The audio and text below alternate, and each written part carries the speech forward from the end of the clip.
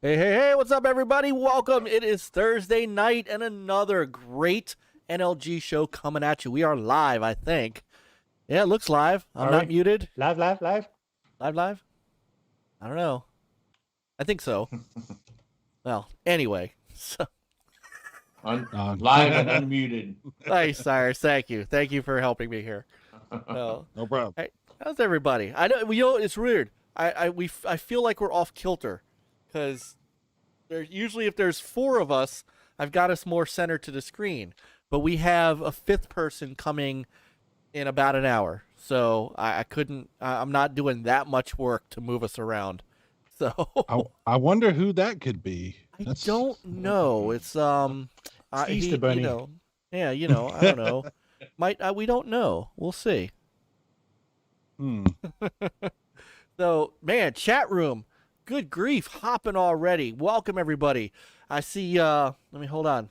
Got to say hi to everybody. I saw Relic was in here, like, first thing. Grudge was in here first thing. Brother Lance was in here. Michael Garvey, Relic, Jeff. Who else has popped in here since we started? Wow. Back from the dead, Brother Back, who, by the way, Chris, is waiting for us. You know, when we can get that Halo going. Yeah. Retro Bro, who unsubbed because we were a minute late. Wow, that's brutal, man. Yeah, John's never late for anything he does ever. No, never. He said April Fools, no stream. Grab the God. That would be funny, actually. Daddy J's in the house. All hail Jay. Jeff Davis. Oh, here we go. Now the Intellivision Amico folks are here. Lepanier, who I haven't seen in frickin' forever. I'm glad you're here. Hope you're doing good. Our new sister, Saggy. Saggy Melonz is here. And I'm sorry, Saggy. We could not get the NLG panties. I tried. Jay is in the chat room. Talk to him. Wow. Brother Rich, Bacon Ice Cream Productions. Retro Advisory Board, Brother Rab, who may or may not have been a little slosh last night. Just a little. Brian F., Brother Intellivision Masters in the house. I think I got everybody. So if you are just tuning in and you aren't from the Amico side of YouTube, you don't know who this guy is. This guy right here with the Castlevania shirt. I was doing it again. What the hell? All right. Now, you know what? I'm putting my hands down. It's what it is. Cyrus Martin. Cyrus, the video game virus. What's up, man? How you doing? Welcome. I'm good.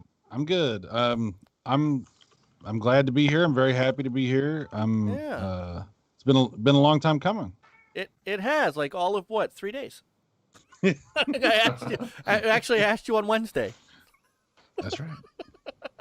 No, actually, I'm glad that you did too. I mean, I've been a big fan of yours, and getting to know you through Retro Bro, which is where I met you, through his channel, and then checking out your great content.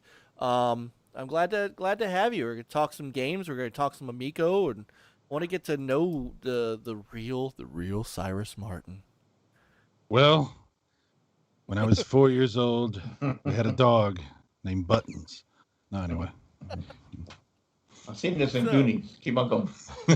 All right, you know what? This is I don't know if this is my ADD like punching out at me, but this is freaking me out. So, I don't usually do this, but until Tommy shows up, hang on a second, because it's like I feel like my head wants to go this way, and I don't know why. So we're gonna fix this real quick. It's not that hard to move people around once he shows up. Oh, sorry, Peter. There you go. Oh, sorry, I don't mean. Yep. Sorry, I don't mean to jar you like that. So. Man, whiplash right now. Jeez. I know. Whoa. Hey. This is like it's like one of those space-time continuum things. You teleported like an Astro Smash. Yeah. Oh, hold on, wait a minute. And where am I putting you? You know what? I'll put you. I know where I'm putting you. You're going in the Like- corner, mister. I feel like you're looking over my shoulder there. Oh, wow, where am I? Holy crap! Hey, there you go. All right, I'm gonna put you there for now. And thanks for coming. Just like that. Just like that, it's over. So, that feels better. And when Tommy shows up, then I'll move everybody back, and we'll be one big happy family. So We're gonna sandwich him. yeah, we'll say. You know what? We could. I don't know. I'll put them back on the ends, and that way it'll look symmetrical, and then I won't. There you go. Nobody puts Cyrus in the corner. That's right. Thank you, John. So, Chris, Peter, how you boys doing tonight? Whew. Back to work after a week off. That was kind of tough. Yeah, 'Cause, you know, that's Work doesn't take off, so you come back and then you have to deal with all that crap. Mhm. all the catch-up stuff. Yeah. And so, but yeah, Well, done a but little here bit we gaming. are. Just a little bit. Even did Here some we- sailing at the Sea of Thieves. Sea of Thieves. Yeah, Really? we basically with our brothers, Crazy One and Nate and Demon. We took over a partial server. We had at one point like 3 galleons on one server, and we only needed 2 because this is a quest where you have to do like with 2. With, When did 8 when were people, you- I think, or maybe 2 crews, 2 full crews. When were you doing So, that? say again. When was this? A couple of days ago. Where was I? I don't know. Nobody. See, I don't Cyrus, know. nobody. It's probably be I think you're before you probably get like, on. on another one of your benders, you know. Yeah. I got to leave the show and come back half drunk. We all know what's really going on. How long has alcohol been a problem for you? Well, we don't. Hey, my kids are upstairs. We don't talk about those days. Oh, okay. Yeah. No. So But it's only wine, right? right, it's only wine. So Saggy and Michael Garvey are already Oh, Yeah. still, Mhm. you mean there's still still. yes. This is spillover from the Discord. So Saggy's showing off the oh my god, I can't see the Dreamcast. She's showing off the Dreamcast. That's what I'm talking about. That's That's a lot of Um, Dreamcast. I don't think you need it that many is. Dreamcasts. You can never have too many Dreamcasts, Cyrus.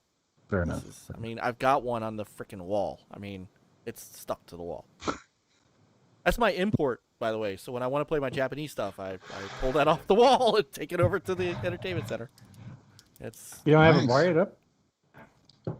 It's not wired. No, I wish. That would be a good feat though, all the way. I have drop ceiling. Yeah, there you go. So what have you been up to, Chris?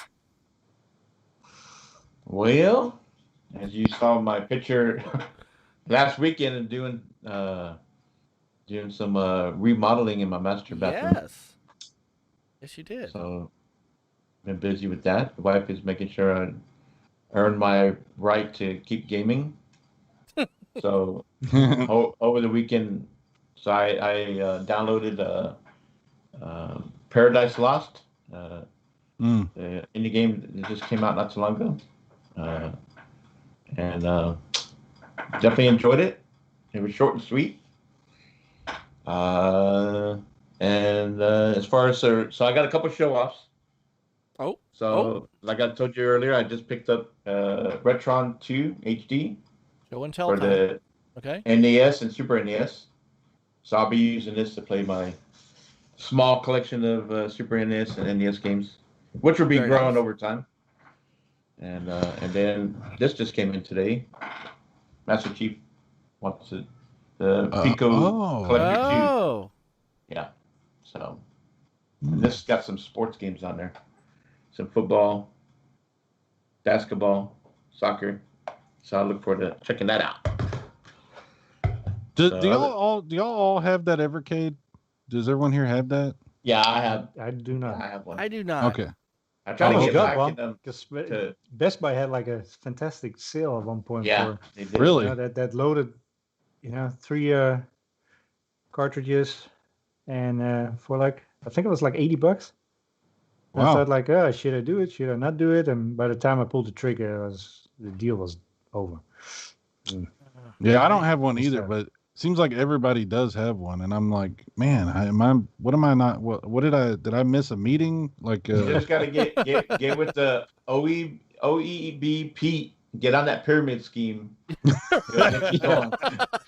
I just signed my life away with the Evercade with him. And now his soul is your soul is his. That smile he has, man. It gets you. I know. Oh shit! I gotta give me one. By of the those. way, I gotta give a very quick shout out to Indie Gamer. So Indie Gamer says recovered from our marathon. It was a delight hanging with you. So he's referring to the 3-hour Xbox Twitch indie showcase that happened on Friday. That I actually took the afternoon off to be on with Indie Gamer, Slow Mo Slapback, and SX2 Gaming and Jubai Sensei. And we were like, hey, hour show, hour and a half show, and then we'll talk about it for a half hour. No, the damn show went 3 hours. The whole show went 3 hours. And by the time we were done, like, there was a point where Indy's like, should we just call the show? Is there anything else going on? Thankfully, it ended at that point, but we were thinking it could have been a 4 or 5 hour tour. And Wow. so, Did you take your designated potty breaks? no, well, during the 3-minute breaks that there were, yes. They Yes, we did. they gave you breaks. At some point during one of the 15-minute interviews, I went up and made lunch. Wow. It was. I love those kind of showcases where they show off games, right? Like show me new games.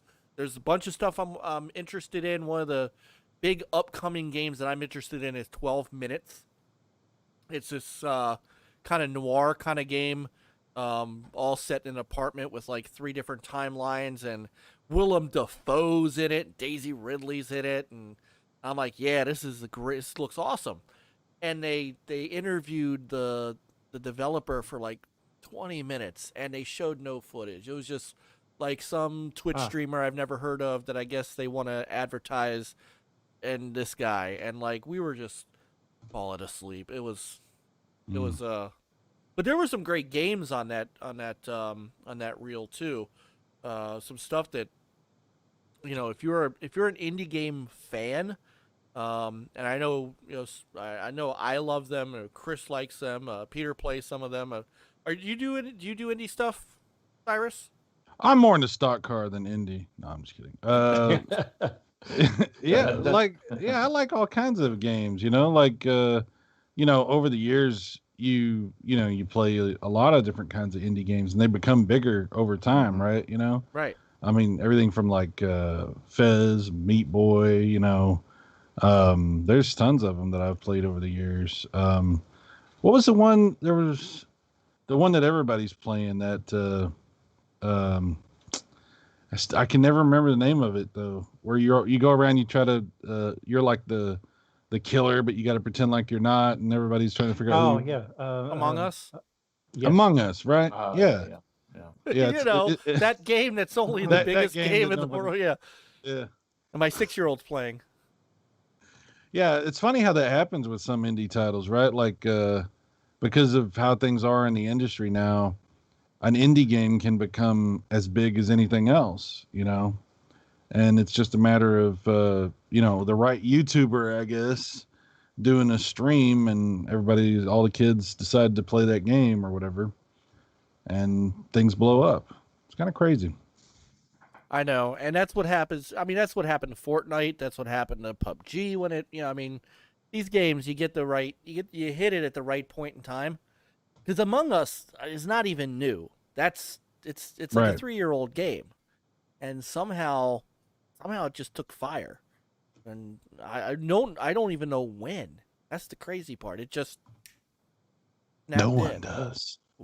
You know what? Actually, follow my logic on this, Chris, because you played Fall Guys.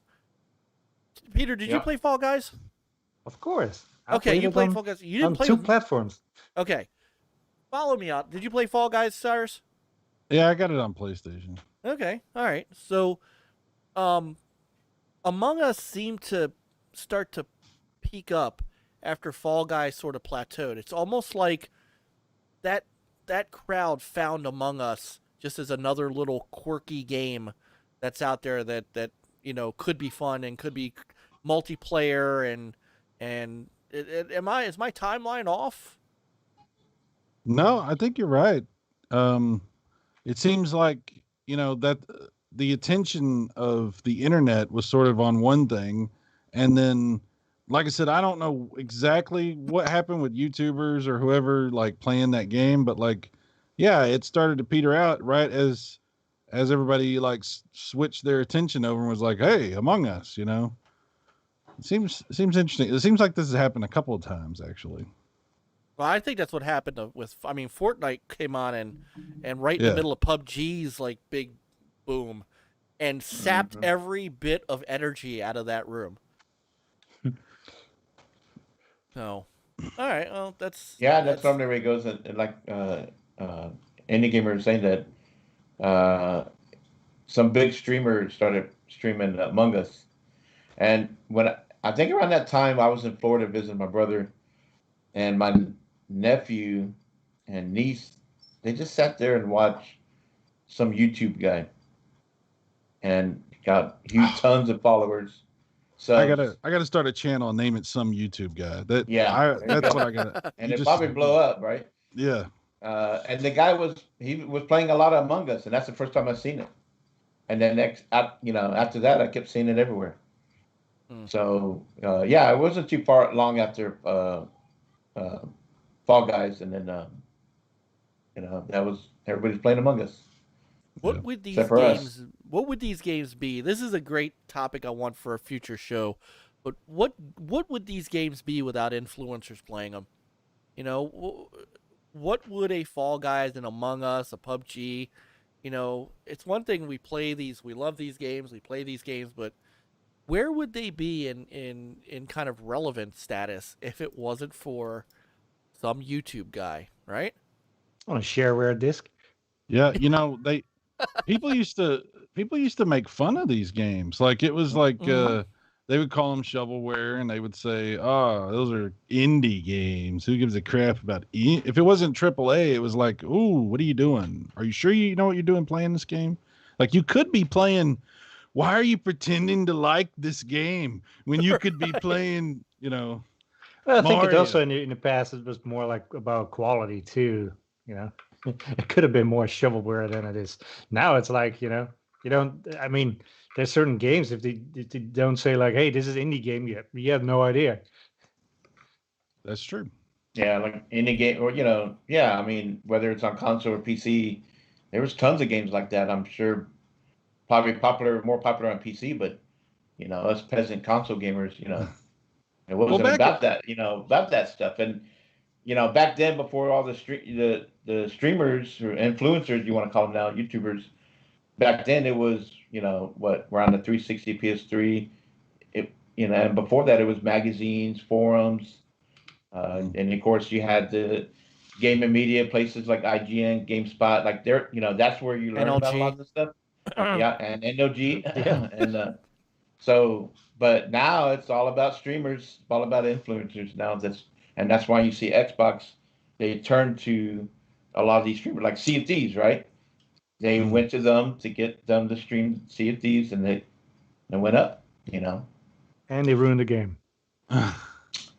Well, that's after effect, I've heard Sea of Thieves has had a resurgence. It's like a whole different game from what it was when it launched. I haven't played it since it launched. Yeah, it is. Oh, yeah, okay. And there's like 30 million strong playing it. That's the impressive part, is where it started and where it is now, and how many people are actually playing it. That is, you tip your hat off to both Microsoft and Rare for holding on and not dropping the game so quick because it didn't quite pan out year one. No. Hey, can I say something about indie games? We were talking. Like I was just thinking about that. I didn't mean to interrupt. I'm sorry. No. Hey, man, you are. Believe me, you're a guest. You're part of the crew tonight. Interrupting is what we do. Yeah. What are you drinking, Chris? By the way, that looks. Just some juice. Oh man, you're ruining Yeah, That's what they all say. I need some rum. I need some juice. I need some coconut rum with it. Oh, there you go. There you go. Okay. What I was gonna say is like it's funny that we have this designation for like indie games, you know, because those of us that grew up a long time ago, when we played, like I had an Apple IIe, okay, and we did shareware. You know, we did like you were mentioning that earlier. We would get these discs, and we had like these. You could do like. They had like this service like where people would just send each other stuff and like you would copy, you know, the disc and then send it on to the next person and all this kind of stuff. But it was mainly like shareware stuff. There wasn't a lot of like, we didn't even really own a lot of full retail games. It was like a lot of the first part of games or whatever. Yeah. Everything was indie. Like there was like, a retail game was the rarity, you know. Yeah. Like everything we had was like that. I didn't buy Doom.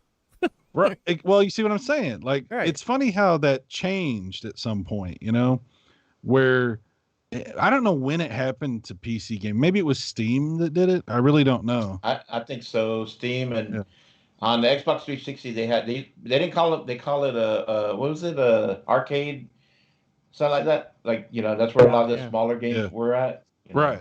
Yeah. It's just interesting to me that distinction exists where people like over the years it was like, oh yeah, indie games, which we didn't call indie games, we called shareware. We're like, oh awesome. And then it became like indie games. Ugh. And then it became indie games. Yeah. You know?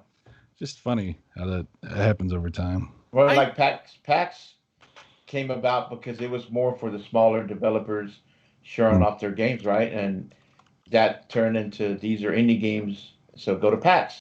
Now PAX is blown up. It's the place to go now, and now you got some of the big guys showing up there. Yeah. So. Which, by the way, PAX East is canceled. I'm not surprised. No. Well, at some point things will get more normal, right? Yeah. You gotta hope. At some point. Yeah. You gotta hope. So, I'm gonna say hi to Sister Lupa. Assassin Lupa's in the house.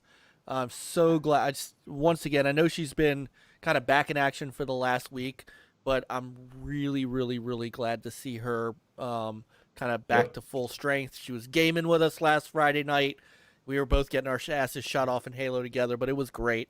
So just Lupa, just want to say once again. So, and Psychonauts is in the house. Here we go. Now we got some Gamers United Guild coming in. So, brother Psychonauts, the one who was killing me all of last week. So, actually, Caitlin was on a tear. She was like she was hunting me down last weekend. Every kill was a. It was like Lupa and I were laughing because half of her kills were me, half of her kills were her. So, I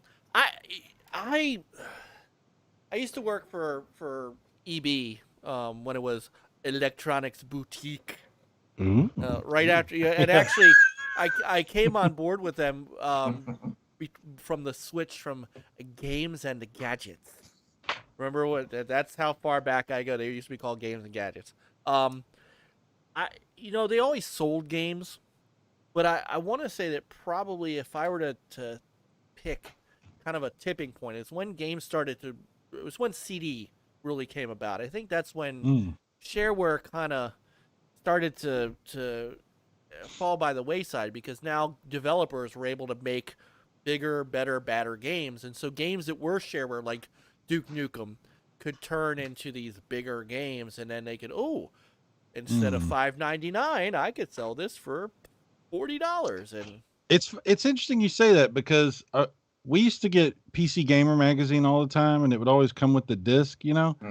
And right around the time we started doing that was around the time we kind of didn't do the shareware thing so much. So we were getting our demos and everything off of those discs, and it was maybe that was like the transition or whatever.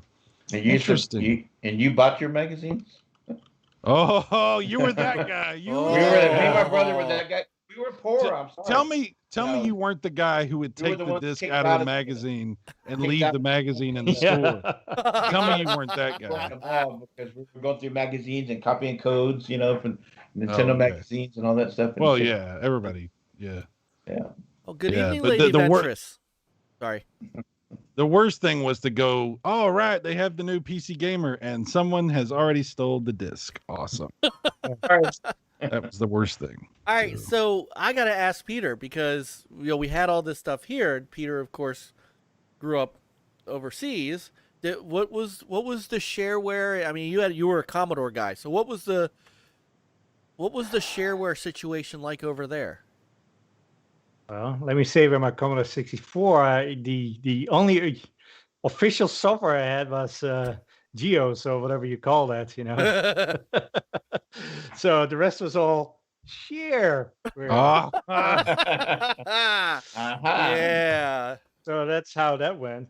But then once I got a PC, and it's at that point you had your sharer, like your Wolfenstein 3D and all that stuff, and Duke Nukem and all the other ones. Where are you from again? Netherlands. Oh, the Netherlands. Okay. I couldn't quite. I can't tell anyway. From Texas, we don't know. All accents sound the same to us. You should have told him Detroit. Texas or abroad. You should have told him Detroit. You ain't from around here. That's about as close as we get. Yeah. So, and I don't know about other consoles, because I think they had them, but it's like, growing up in like a small little village, with a ton of farmland around. It's just like you don't have that many with the people. So I don't know if they had Segas and NESs. Probably they did. I just don't know. None of my friends had one, so it was almost like either Commodore 64, and then people at that point went to PC, pretty much. What Peter is saying is he's pretending like he didn't sneak over and look in all their windows, so he doesn't know. but it's okay, Peter. We got you. So I miss some of that stuff, honestly. I do like playing Commander Keen and and we had they weren't shareware, but we had Maryland actually is home to some really good developers. I mean, obviously Bethesda's here, Sid Meier's here, so Sid Meier lives actually he knows I know him kind of casually, but he knows my guitar player, my band, like really well. But his studio's up here in White Marsh, and we had Mindscape, who made like Hellcat Ace and Jill of the Jungle, and they were right in Hunt Valley, and like I could go and you would walk in and they'd give you a little shareware disc to take out, and you can go put that stuff in, and I miss those days. I miss the days of those kind of things. Like we don't. Garvey's doing like a play-by-play. I know. Yeah. Mike explains Maryland business to the crew. I haven't seen Mullis do this since. Wait, when's the last time you remember him explaining something to everyone? Well, I'll tell you what, Chuck. Anyway. That would be funny. Wouldn't that be funny? Yeah, you can't coach that. Wouldn't that be funny if we did have that, like for like podcasts and stuff? Like you had like commentators who would come in and let everybody know that would be funny, I think. Well, they're switching to topic 2 now, and right.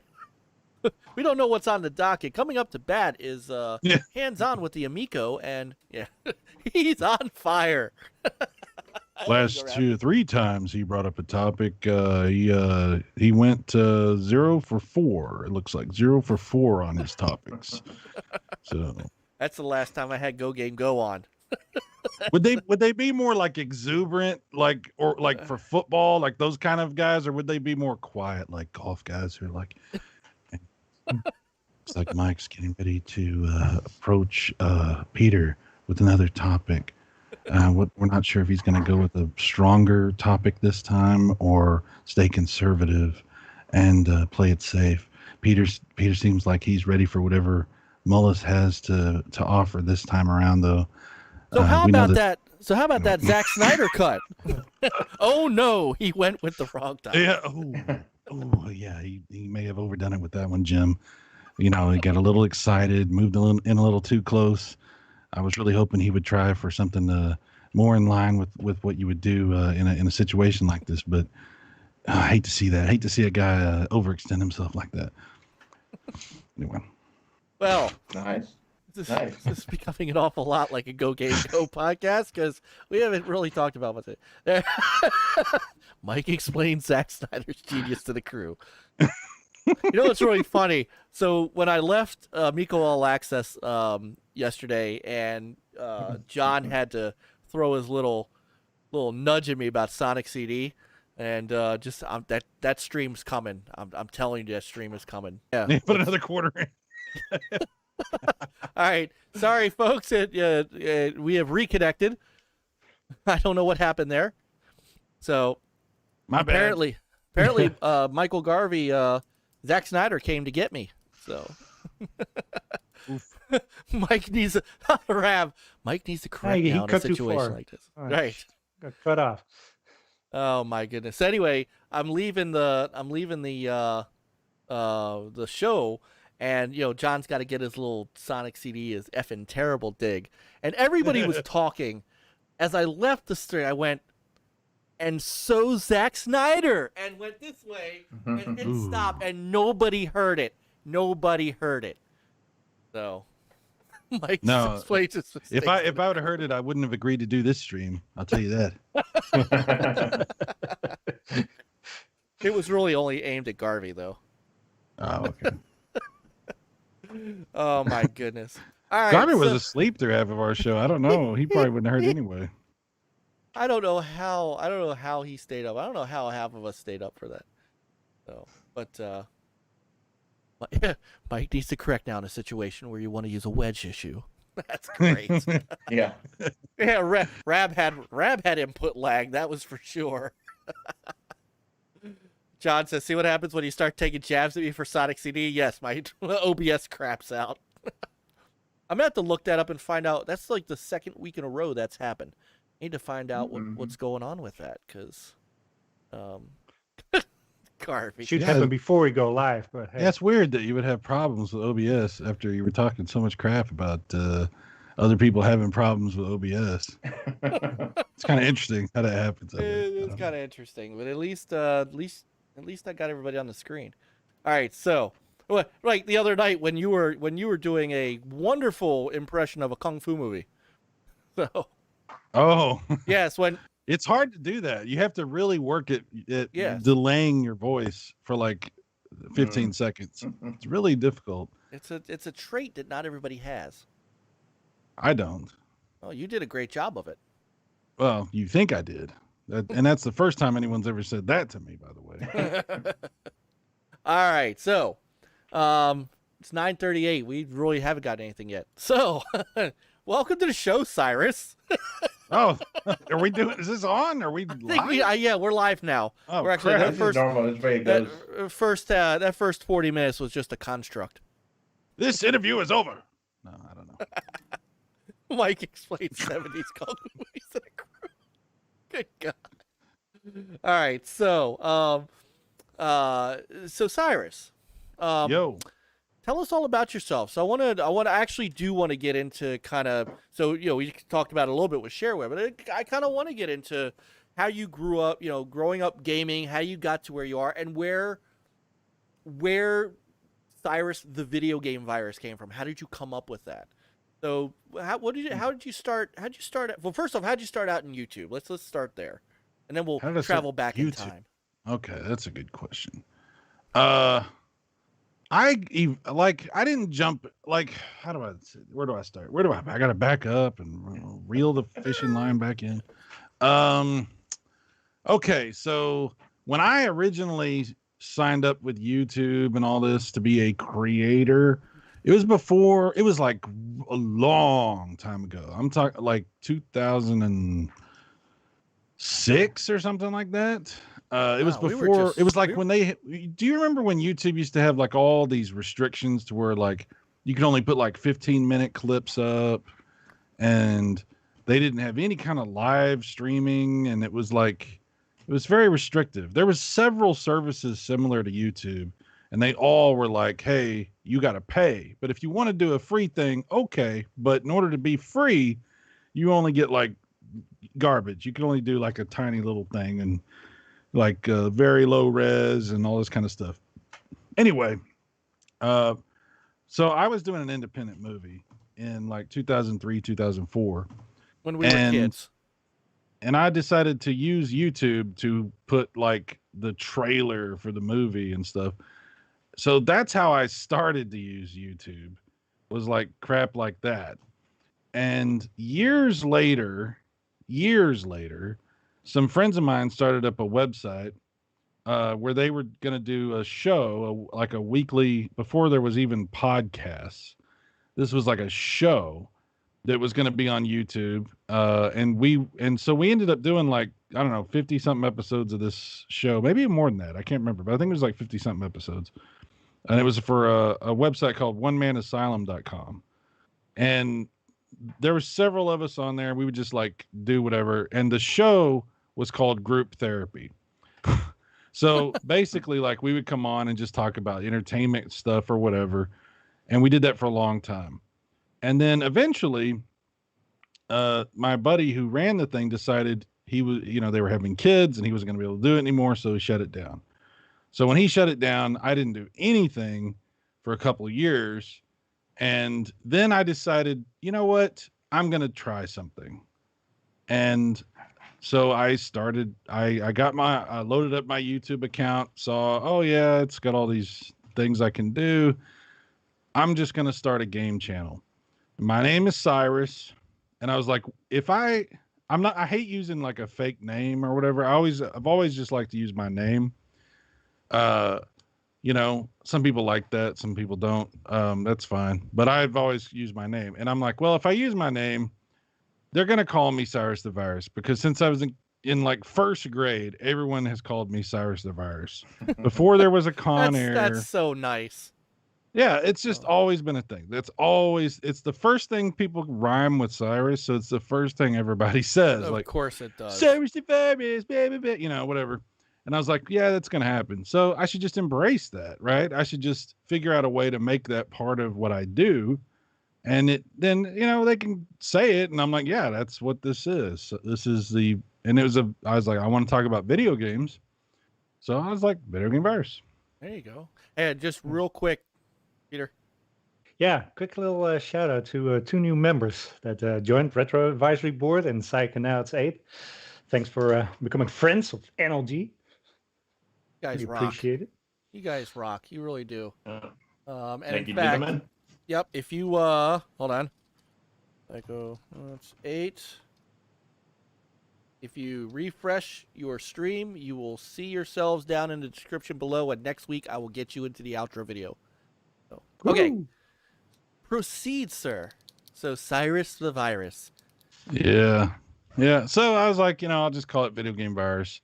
And that's what I did. So I started the channel, and I knew nothing about, like, my involvement with YouTube to that point was I was a member on a little show, and I really didn't know much about like YouTube or how it worked or what was going on YouTube or anything. So I was like, yeah, I'll do a channel about video games. It'll be fun. And, so I'm putting up some videos, and I'm like, and I'll just talk about whatever. So I've always been a console gamer and a PC gamer. I've always been that way. I'm much less of a PC gamer these days, but I used to. There was years when I didn't even play console games and I only played PC. And around when this time started, I was like, trying to do the PC thing and the console thing. And I was like frustrated because there was a bunch of PC games that came out that had major problems, like big problems. And it really was irritating to me because I spent a crap ton of money on my computer, and I bought like a really nice video card. It was really nice. I think my video card for back then, it was a lot of money, right? It was like what were you packing? What was it? GTX 770 Oh wow. Okay. This was like 2013, 2014. Okay. Okay. So well past the 3DFX era. Oh yeah. Okay. No. I'm talking. Yeah, this is like 2013, 2014. That would have been. Okay. Yeah, 19, that was a it while. would have been like early 2000s, maybe Yeah, I did late a Voodoo 90s. too. I did a Voodoo 2000 back in those days. I That's did what I had. I did the dual Voodoo 2s. Oh, you were one of those guys. I was one of those. I was playing at 1024 by 768 when everybody else is 640 by 480. Yeah, we didn't. Yeah, we didn't like you. It's hardcore. Hey, quick little shout out to Relic Gamer, who also became just a friend of NLG. Awesome. Relic Gamer. You guys are seriously, you guys are humbling us. We thank you so much. So I'm not humbled. Anyway, no, I'm just kidding. Mike explains calendars and time passing. Stop it. 3DFX was those Voodoo 2s, man. Those were badass. You know where I bought my my Voodoo card? I think that was Where? Electronic Arts. Yeah, way back when. Oh yeah, because didn't they buy? I don't know. They maybe. Oh. I don't know what they did, but that was like way back when I long time. Yeah. Those. My cards... brother had a Voodoo 3000, I think. And then he had I can't remember. There's so many of those Voodoos. Like he kept going with all that. Like I stuck with my 2000 for a long time, and moved on eventually to what was it, ATI before they were AMD. I don't remember. AGP card. Long time ago. Yeah. And it was I don't know who bought what or whatever, but yeah, remember ATI cards? Yeah, good old days.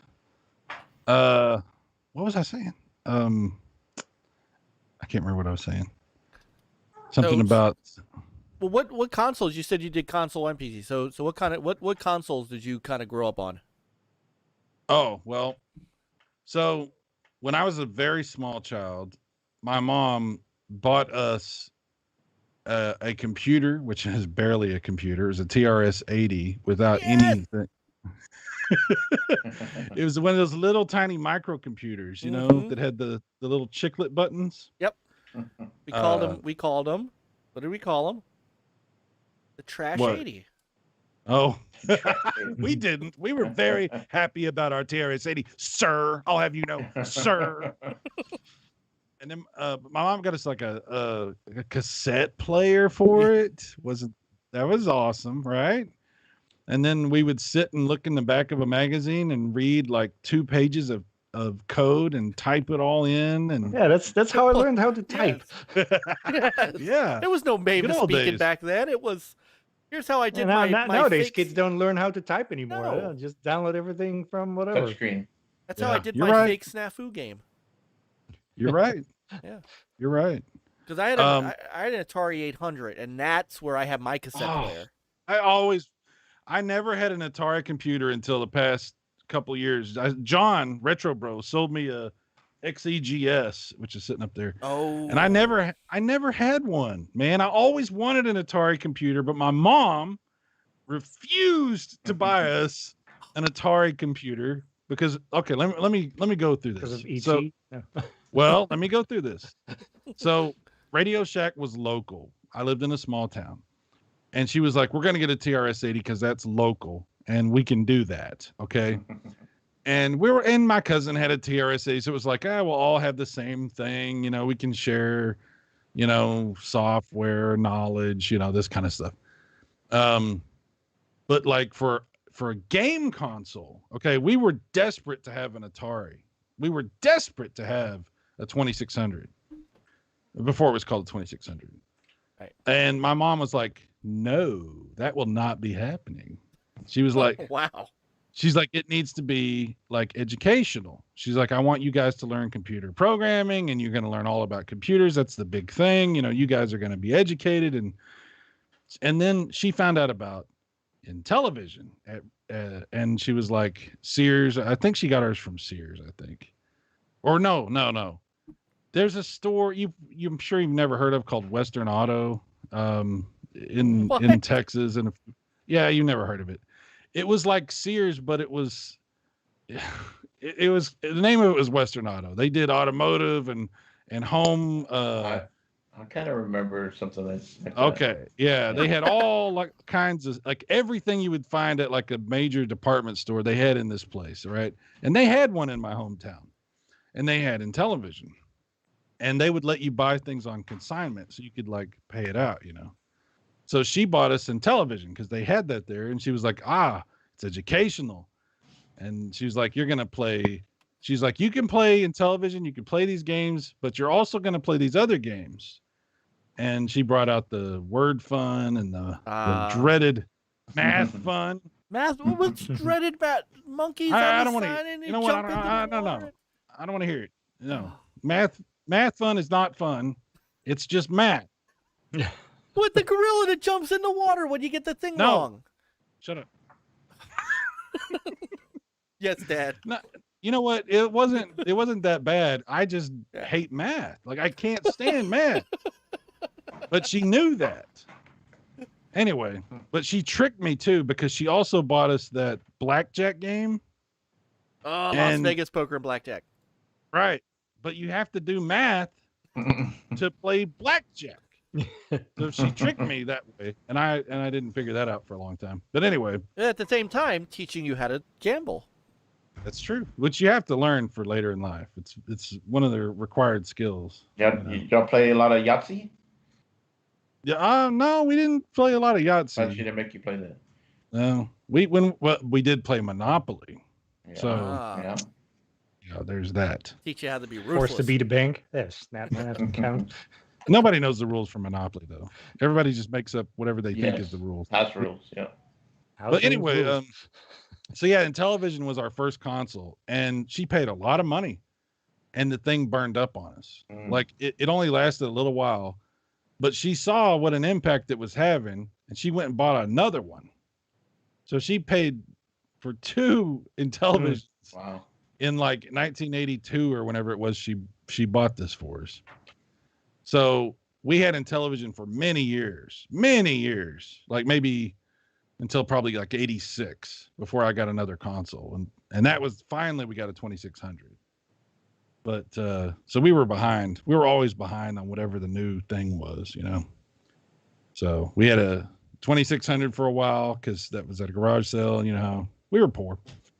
And then it was like, later on, you get an NES, and then apparently what I'm saying is not important. And Mike had to. There he is. That's okay. Mike didn't grow up with the NES. I did. Did he grow up with whenever NES? you say NES, I leave the room. Say it again.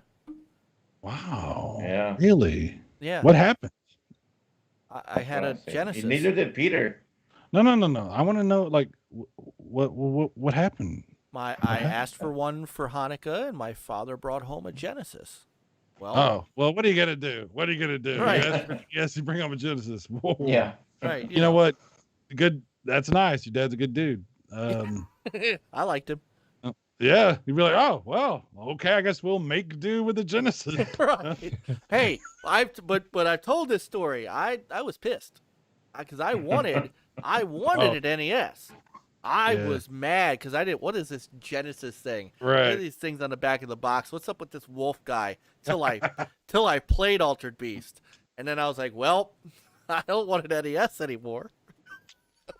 Yep, I remember I wanted an Atari 7800 really bad, and instead of getting a 7800, I think that's when we got an NES, and I was like, "What? I wanted a 7800." I had convinced myself from looking at the Sears catalog that was what I needed, but the NES turned out to be pretty good. Yeah, but dude, that's interesting that you skipped the whole NES thing. Like, what a huge deal the NES was for so many people, but not for Mullis. But not for me. No. I always strove for higher. Always strove for better. Well, you know, Genesis did what Nintendo didn't. Yeah. Yeah. Genesis does. You know, Genesis. I mean, look, Tommy Lasorda and Pat Riley lived in the console. I mean, and Joe Montana. And Buster Douglas. We don't like talking about Buster Douglas. I'm sorry. Yeah, Buster Douglas. Come on. Didn't really work out. Evander Holyfield. Vander Holyfield, yeah. Vander Holyfield, real deal boxing. Yeah. It wasn't that it's funny because what happened was I became a fanboy, which is the worst thing you could do. Oh no. Oh yeah, I grew up a Sega fanboy. I had those arguments. Oh, you were that. You were that. I was guy. that, and imagine that. So imagine you being and John would have. Yeah, you and John would have been like a little gang. Y'all would have got together and beat up all the kids. You got a Genesis? Well, John would have been my muscle. I wasn't that big.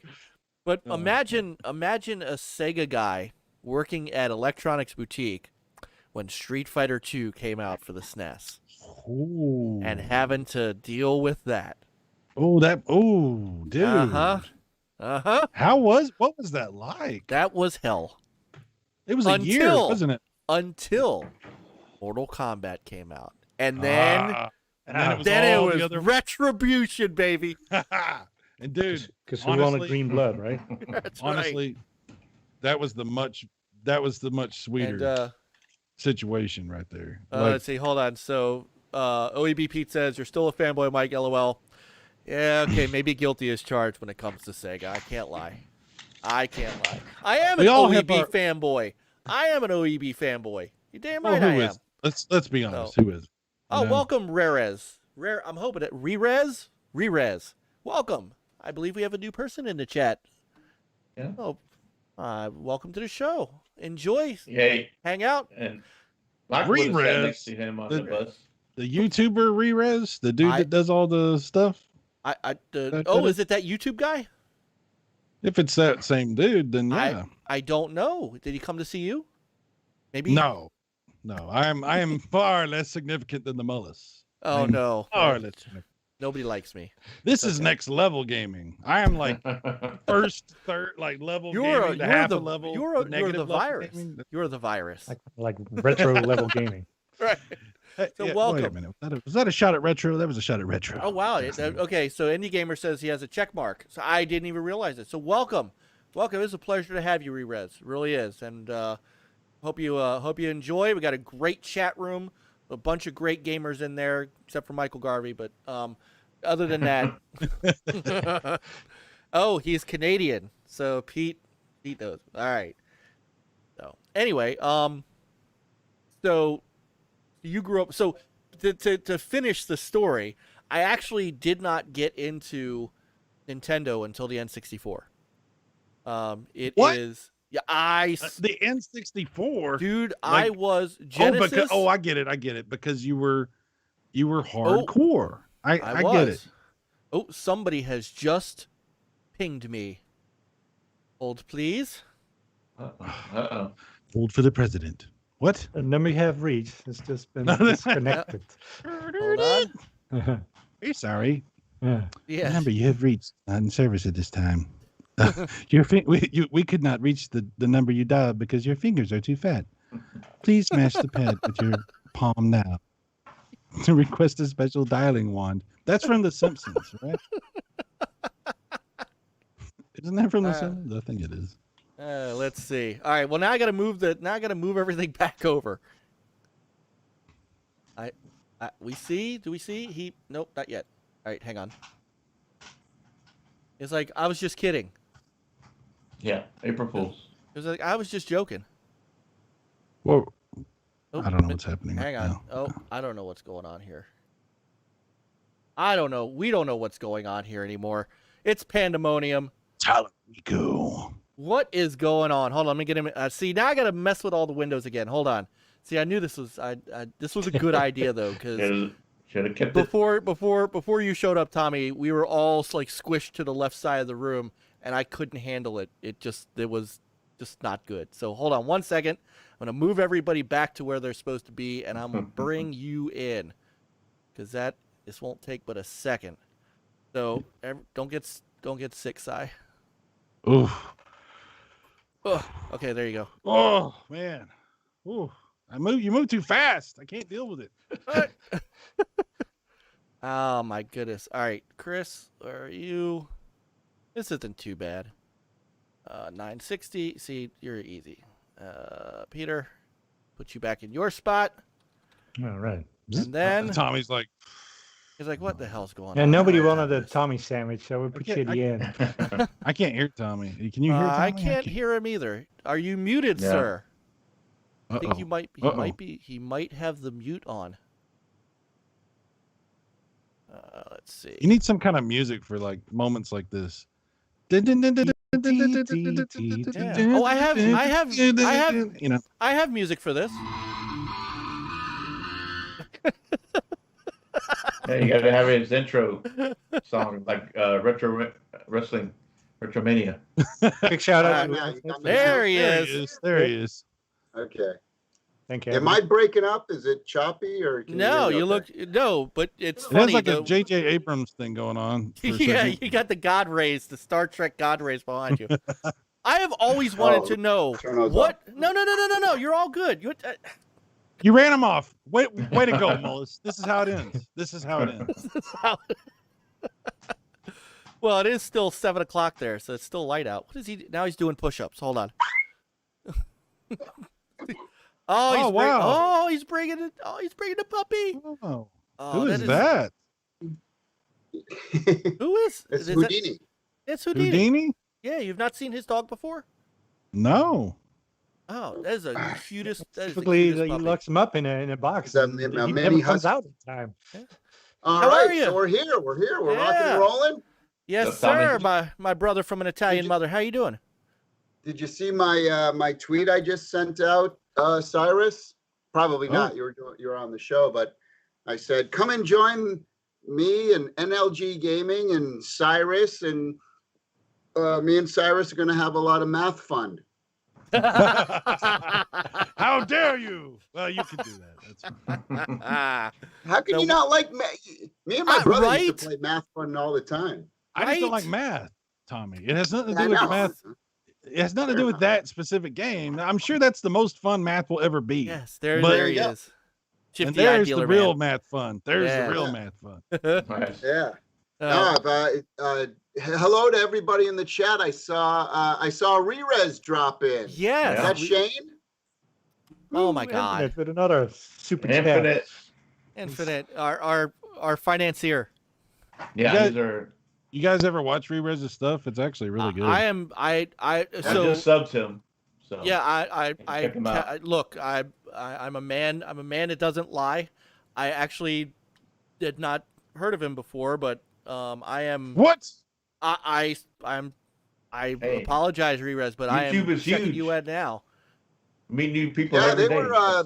That was one of the first, one of the early interviews that I ever did with Amico was with those guys, and actually a lot of people told me that they first saw me on their show. A lot of kind of Amico fans mentioned that they saw me for the first time. I think maybe even like SNES-tastic Pete, the Amico kid, might have saw me there.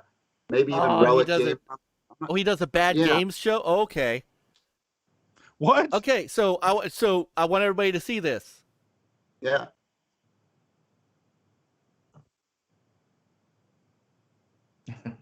There you go. All right, my mom's doing. Thank you, Rerez, and welcome again. I hope you appreciate enjoy. it. It's a little late now, though, Mullis. Oh, well, hey, it's never too late. What is he do? Infinite, what Infinite, are you doing? not a super chat. He's having green thumbs apparently. Oh, we love our Infinite. Yeah.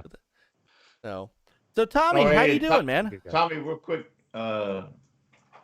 Cyrus, I think he wants a refund. His mom bought a Intellivision back in the day, and it broke, and he had to buy another one. So I think he's looking for a refund. That is my words have been twisted It's just, so many times. Every time I open my mouth.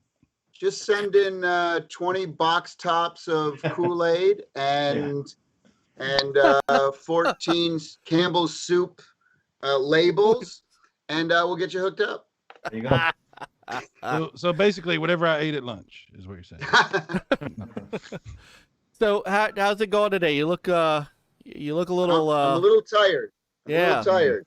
Yeah, So- I'm on this really weird sleep schedule. Like I woke up at 1:30 this morning, and so I've been working ever since. We've been today. We've been working on. We were working on the cornhole motion controls.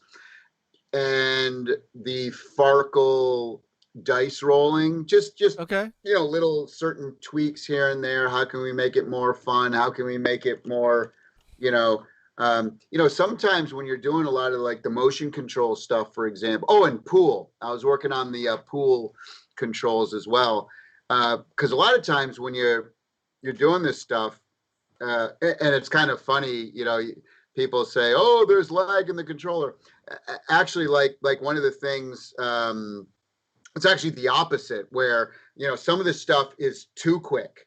So we're trying to like dial it back a little because the controls are too responsive, and so it's always getting, when you have the disc and you have the motion controls, it's finding that nice balance of you don't want it to move so quick that it shoots off too fast.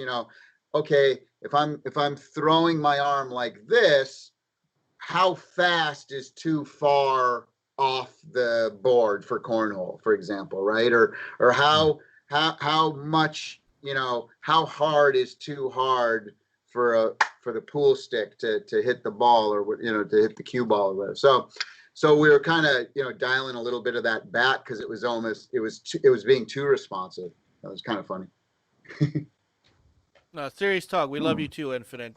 No joke, man. You're one of our biggest supporters, and I'm just watching the little stickers and stuff in the chat, and you guys keep this up. You're gonna make me cry before the end of the episode, and that's just don't let him fool you. He's getting a tax break for this. He's writing it off. Yeah. So I was gonna say, the other thing I've been working on all day, back and forth with Eric, my video editor, who Cyrus met in Texas. So we got this big video that we're trying to put out for tomorrow. So I'll probably end up pulling another all-nighter tonight, so that I get it out early tomorrow morning. But so that's the other thing, and it's looking amazing. It's coming out amazing. I'm literally titling it when we send it out to people, whether it's investors or our mailing list. I'm literally titling it, the most important Intellivision Amico video yet. Nice. Because no more of me talking about it. How about other people experiencing it for the first time and talking about it? So you might even see a cameo from the great Cyrus Martin in there. Cyrus Math Fun Martin. Well, whoever this quick shout out to AssassinLupa for £5. So we gained some weight down here. £5, that's like $12. No. Cheerio. Yeah, dude. Whoever this great Cyrus Martin is, it sounds like it's going to be cool to see him in your video. I don't know who that is, but I think I'm in it too. Thankfully, he's wearing an Amico shirt instead of a Castlevania one now. So that's well, I have to wash clothes once in a while. Right? That's why you need to buy 3 or 4 Amico t-shirts. Ladies and gentlemen, Intellivision.com right now, special. No. It's in the fine print in the shield contract. I didn't. Yeah, that's right. Yeah. You got your shield contract. This is how it ends. Yeah, this is how it ends. So before we get into the Amico stuff, Tommy, I am still talking to people about the music show we did last month, man. I am still. I kid you not. I paced my house for an hour when we were done. I was so. It brought me to, like, I talk to you all the time about Intellivision. You always pop on shows. You come on here, and I'm like, yeah. That day took me back to being like a fanboy. like it was just, I gotta tell you that, and being able to play some stuff back to you, and seeing your reactions was like, it was like, I something that I could not put into an actionable word. So I just wanted to thank you for doing that with me again, and hopefully once the launch happens and things are calmed down a little bit, we'll do that again and get into some more music and stuff, because they're really, I've always told you, the Intellivision stuff is a bonus for me. I love your music. I love what you've done over the course of your career, and that show there will always be a special show to me. So I just wanted to thank you again. So that's awesome. Appreciate it. Yeah, I was just working on some Earthworm Jim 4 music. What? I thought nothing had been done on Earthworm Jim since the announcement. That's very strange. Whoops, I forgot. Oh yeah. See, when we get him when he's tired, he slips all kinds of exclusive info to us. You know what's funny? I was just thinking about this a couple days ago. You know how if there's Earthworm Jim's fans out there or listening to this, so the original team, we did Earthworm Jim 1, of course, and we did Earthworm Jim 2, and then we kind of went away, and then Interplay hired a Scottish company, I think they were called Viz, to do Earthworm Jim 3D, and I think it's not, I don't think it's a secret that the game really blew.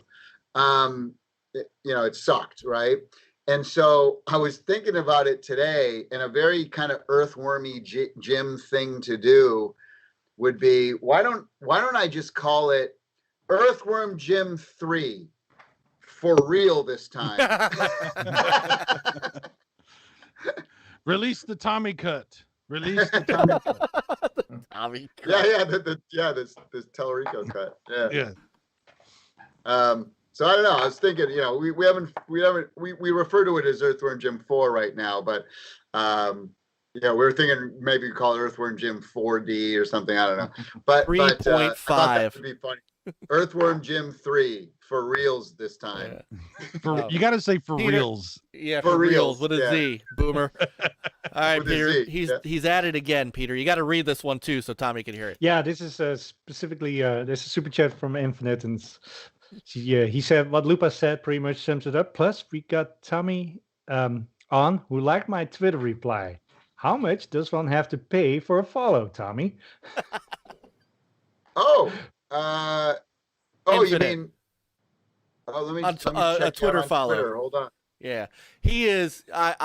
We will all vouch for Infinite. He is worth the follow. He is an awesome dude. He is he's one of our Gamers United Guild family, and just one of our. He may as well be a member of NLG with all the. He pays our salaries. Yeah. Okay. Where's? Go ahead. So I was going to say, my buddy Tex-Mex says he's all in favor of the new Earthworm Jim, but if it's 4x3 like the Snyder cut, he's not going to be able to deal with that. Yeah. I haven't seen that yet because I don't have awesome. HBO. Yeah, you got to see that out. I should probably pay for the month. I mean, just pay for a month of HBO and Well, that's how. That's why was it like $20 for the month or something? $15.99. Yeah. Oh, that's what you'd pay for a movie ticket anyway, right? Right. Mm-hmm. But it's not in theaters right now. Like, are they going to release it in theaters? No, it's just on HBO Max, but they are putting their theatrical movies on there too. Like Godzilla versus Kong just came out on there too. That just came out. Wonder Woman was on it. Yeah. So see that? You do that for 30 days, right? Isn't it? Yeah, 30 days. So if you get if you were to sign up now, you get to watch a bunch of theatrical. There's All right, I'll check it out. Tenet is on there.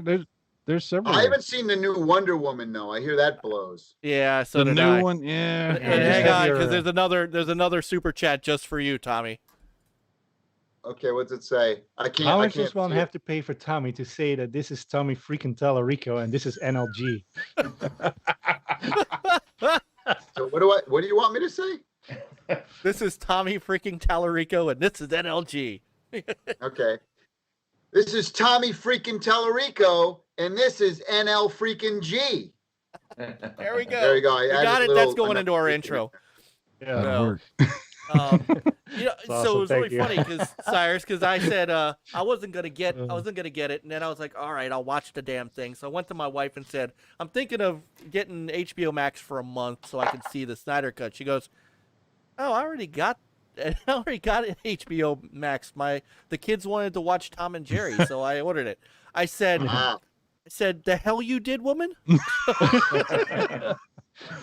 So Wow.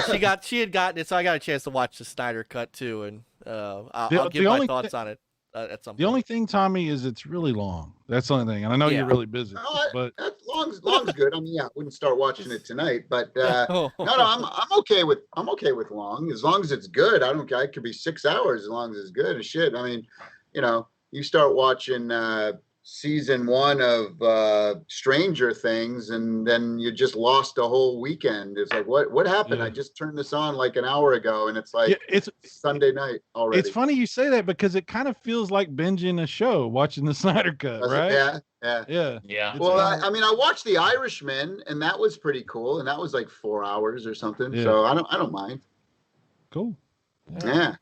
So have you guys talked about Cyrus playing Amico? Not yet. On we were waiting on you.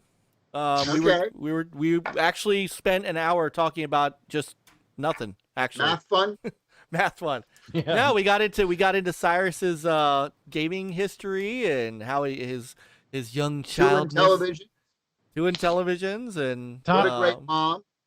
Yeah. Thank you, Tommy. Thank you. Cyrus, is your mom still alive? Oh yeah, she's looking forward to playing it. She wants to play Astro Smash. I talked to her about it. I was gonna say, so we gotta make sure Mom's gonna. We got Mom 2.0 here. She's gonna play Intellivision again. So I have I want to see that video. See, I have a request. Just don't put Math Fun back out, please. Don't put it back out. Put it back out. In fact, enhance it. It's happening. It's already going to be a pack-in. There you go. That's going to be the first question she asks me when I show up with a new Intellivision. She's going to be like, I'll be like, look, it's Esther. Does they have Math Fun? No. Oh, it's Brother Smash. By the way, Smash is in the house. Smash JT. So check it out, everyone. Tomorrow, Smash JT is coming to the Intellivision offices. Nice. And the new building, which he hasn't been in yet. He went in the old building, the much smaller one. But he's coming to the big building tomorrow, and he's going to be playing Intellivision Amico for the first time since he played it last November. A year and a half ago, almost now. Wow. Yeah. So he hasn't played it in a year and a half. That's outstanding. So that's outstanding. By the way, John says. Go ahead. John says, if you make Cyrus Martin's Math Fun, he will personally finance the development. Okay. It's too bad, John, because that's going to cost $1 million. No, we can get it done for $50,000. Dang it! All right, so let's set this up because I do want you to look. I want you to gloat, man, because I got to tell you, I told Cyrus I was jealous of him. And of Relic and Brett and these guys who got to actually touch the console this weekend. And if it wasn't Passover and we didn't have Passover Seders that weekend, I would have taken a real hard look at coming to the museum. And we're going to do more of these, so you'll have to come out. I want to try to do one, on the East Coast. Get you, because you're near John, right? You're near Retro Bro, aren't you? We're kind of in that. Like I'm in Maryland, and some of those guys are in Pennsylvania. Okay. Yeah, Pennsylvania. I'm thinking of Pennsylvania connection, guys. But I'll tell you, if you get into the Philly area, I'm only 90 minutes from Philly. I mean, I can. Well, Retro Bros thinking of making a trip out here anyway. I don't know if Saggy. I told my wife that I was thinking of that, and she said, "Why don't you go?" And I said, "Well, when Governor Yutz, starts letting people actually walk around his state, then yeah." So I see OEB Pete in the channel, and let me ask you this, Pete. We're actually going to be doing a presentation up in Seattle, and of course that's about like an hour and a half, 2 hour drive from Vancouver. But I don't know, what's the border situation? Would you be able to go into the U.S. and then back into Canada? I'm not sure what the border situation. I think it's still like locked down a bit, isn't it? I don't know. But we're talking about doing this like over the next 2 months anyway. So it's not like this month, but maybe possibly in May. So anyway, because there's so many people in Vancouver. There's like 3 or 4 big he says Amico closed. and Intellivision. He says borders closed. That sucks. Okay, so hopefully when it opens up, I'll try to do the Seattle trip around the open border. So Peter's in North. Virginia, so if we could get somewhere, in the middle, and we could all kind of converge in that Virginia, Maryland, Pennsylvania area, then we're in. I'm definitely in. I would love to. It's just if I could get within 2 hours of it, that would be awesome. So I'll tell you what, John, take that money you were going to put towards Math Fund, and let's make a Amico Friends Fund for this or whatever. Yes. Yeah, there you go. You get close to Baltimore, I'll put you up. I got plenty of room here. You are welcome to stay here and bring your Amicos with you. It's close. Bring your Amicos with you. All right, so since you really do look exhausted, and I don't want to keep you much longer than you need to be. So let's get to it. This past weekend on Friday, you took your machine, and I'm gonna Cyrus, I'm gonna bring up because I did grab your videos. You brought your machine to the National Video Game Museum in Frisco, Texas, and let people touch it. Let people put hands on it. Let people play games. And you're still talking about the Amico, right? Yes. And as jealous as I am, I gotta say I was really glad to see that because, who's that big fat guy? Oh. Let me get to the part where you actually went in. Jump cut. Okay. So, look, in a time when Microsoft and Sony didn't show you anything until close to the launch, and Sony, if you guys remember, Peter and Chris, they didn't even tell us what the price of the PS5 was until like a month before it launched. And here's Tommy something like that, bringing the Amico out and letting people touch it and play when we're 6 months out. That to me screams confidence. So Tommy, take us through, what was there, and while we're watching Cyrus, what did you bring and what was on display? Yeah, so we had I think we had two machines. I had my personal red and black GTO red dev kit, and then we also had a black the graphite black one just as a backup. We never even plugged it in, but just had it as a backup just in case, who knows when you're traveling and going through airports, and you just never know. You want to always be safe. You learn that from doing live shows for 20 years, live concerts. Don't just bring one projector, or one guitar. So yeah, you see the red and black machine there. There it is. There I had 5 controllers with me.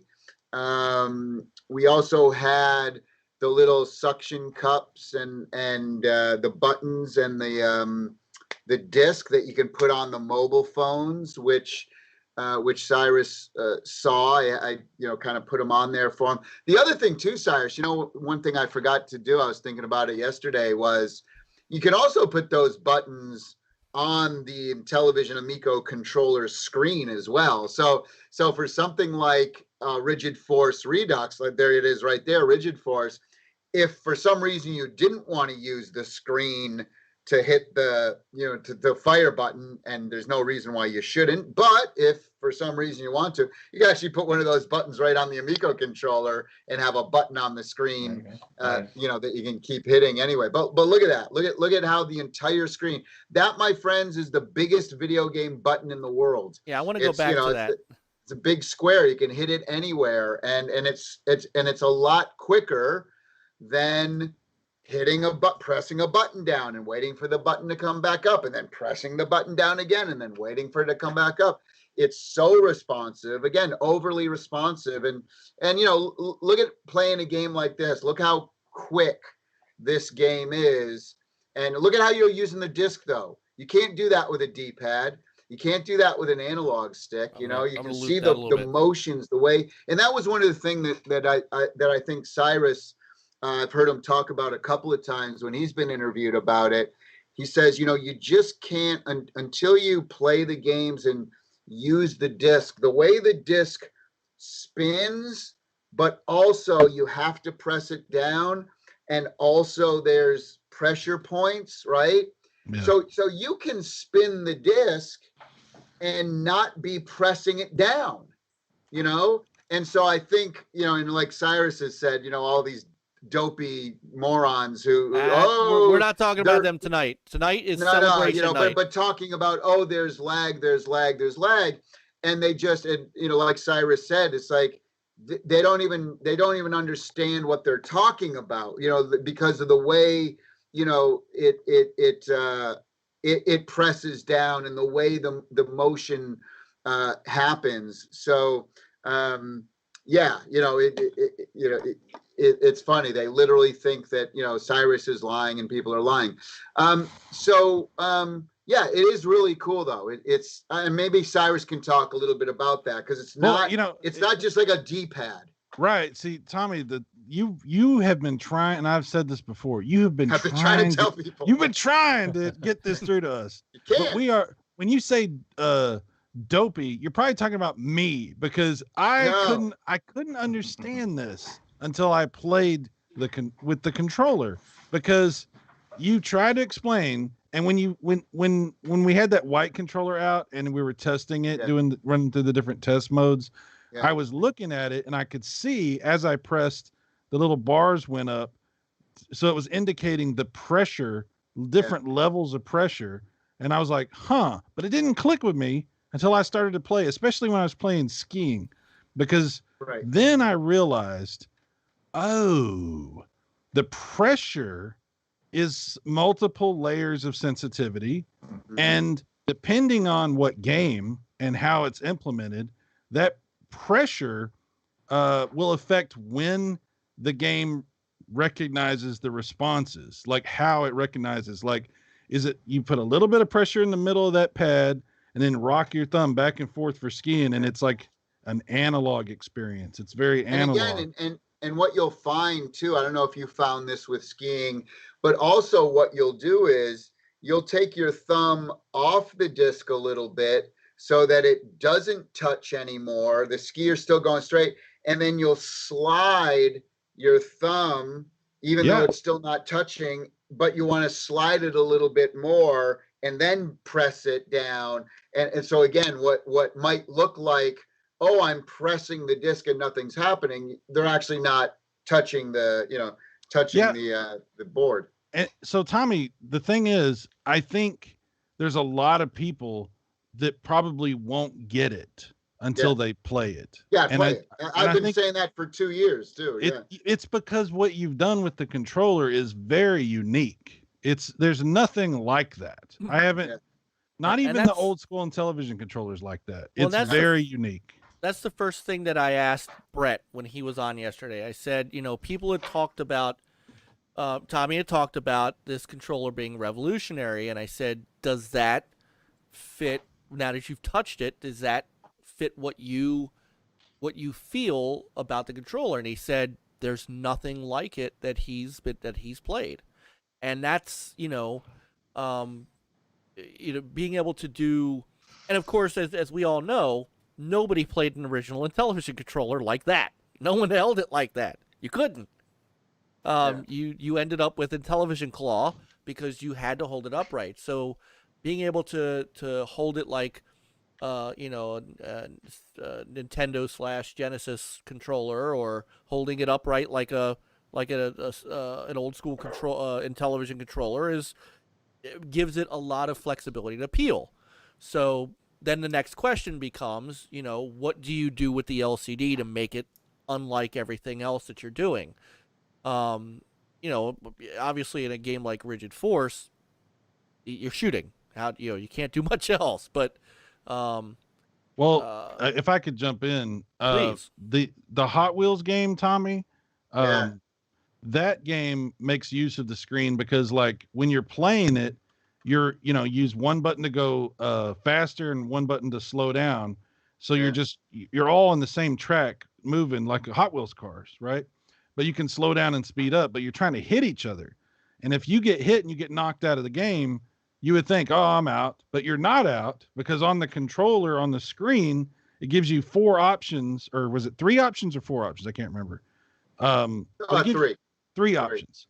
It gives you 3 options for traps that you can activate that are in specific spots on the track.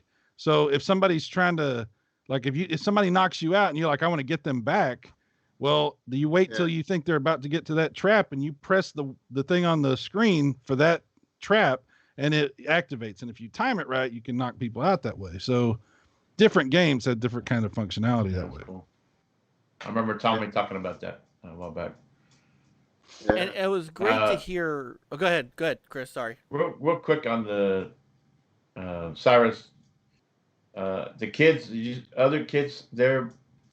Did you see how the kids responded when they were with the controller? Were they looking more at the screen or looking at the TV? No, you always look at the TV screen. The only time you look down on the screen for the controller is when it makes sense, and when you know, like Cyrus was just talking about the Hot Wheels game, where when you crash out, you're no longer, your car smashes off the thing. Mm-hmm. Now you can look down and it makes sense because you're no longer there, and now you can start to see, ooh, which one of those things can I time? Mm-hmm. And so you're kind of looking both ways to time something. So yeah, we never have things that happen where, you know, oh, you should have been looking there, but you were looking there and it screwed you up. Yeah. Like even with Shark, if you're in last place and your controller will shake, and if you quickly look down on your screen, it'll tell you the color, it'll show the clam, the next clam that's going to open up where you can get the bonus pearl, which will make you bigger and give you more points. Yeah. So the person in last place gets a little jitter. They're the only ones, and they look down, and then they can start going towards that clam to get that pearl. That's cool. So it's stuff like that that's really that no one's ever done before. Yeah, and I think about my 8-year-old daughter, because she's always playing games on mobile, and so when this, and of course the Amico has the option, you can use your phone also as a controller. So I think this is up her alley, because a lot of these kids, they're always touching phone, and I think this controller is going to fit right in with her for gaming. Yeah, but Cyrus, can you? Because if I don't want to speak to it, because you know it's you know our product, but can you speak to him? You know, about what you saw. You know, tell Chris what you saw in regards to small kids, never heard of Amico before, sitting down playing it for the first time with the controller. I mean, you tell them what you saw. Well, it was really interesting because we weren't, you know, we had no idea there was going to be any kids coming there at all. You know, it was like pretty surprising, you know, but it was open to the public. So people come in. But when, like, I remember specifically seeing there's a group of kids, I don't know how many kids it was, maybe 5 or 6 kids. And they were there with the teacher, and they weren't there for the Amico. They were just there on a field trip to go check out the game museum. And we're set up, you know, not right when you walk in. You actually could completely avoid this whole thing if you wanted to, but they saw the TV set up, the Amico. They walked straight over and were just staring at, I believe it was Shark that was up, and they're staring at it. And Tommy's like, hey, do you want to play? And they're all like immediately like, yeah. And he gets them the control, walks them kind of through the general gist of what's going on. And then both me and your video guy, who I talked to quite a bit, are running around getting pictures and video of these kids. And they are oblivious that we even exist because they are, you can see them here. They are completely mesmerized by what's going on with this Shark game. That is awesome. Yeah. That is awesome. That is what I want my kids to do. And, you know, in the last video, you showed 3 people playing Astro Smash. And I'm not kidding.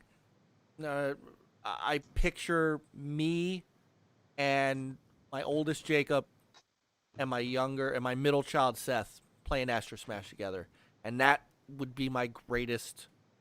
That would be my greatest thing. Mullis, Astro Smash is amazing. Like Tommy, Tommy knows my love of that game.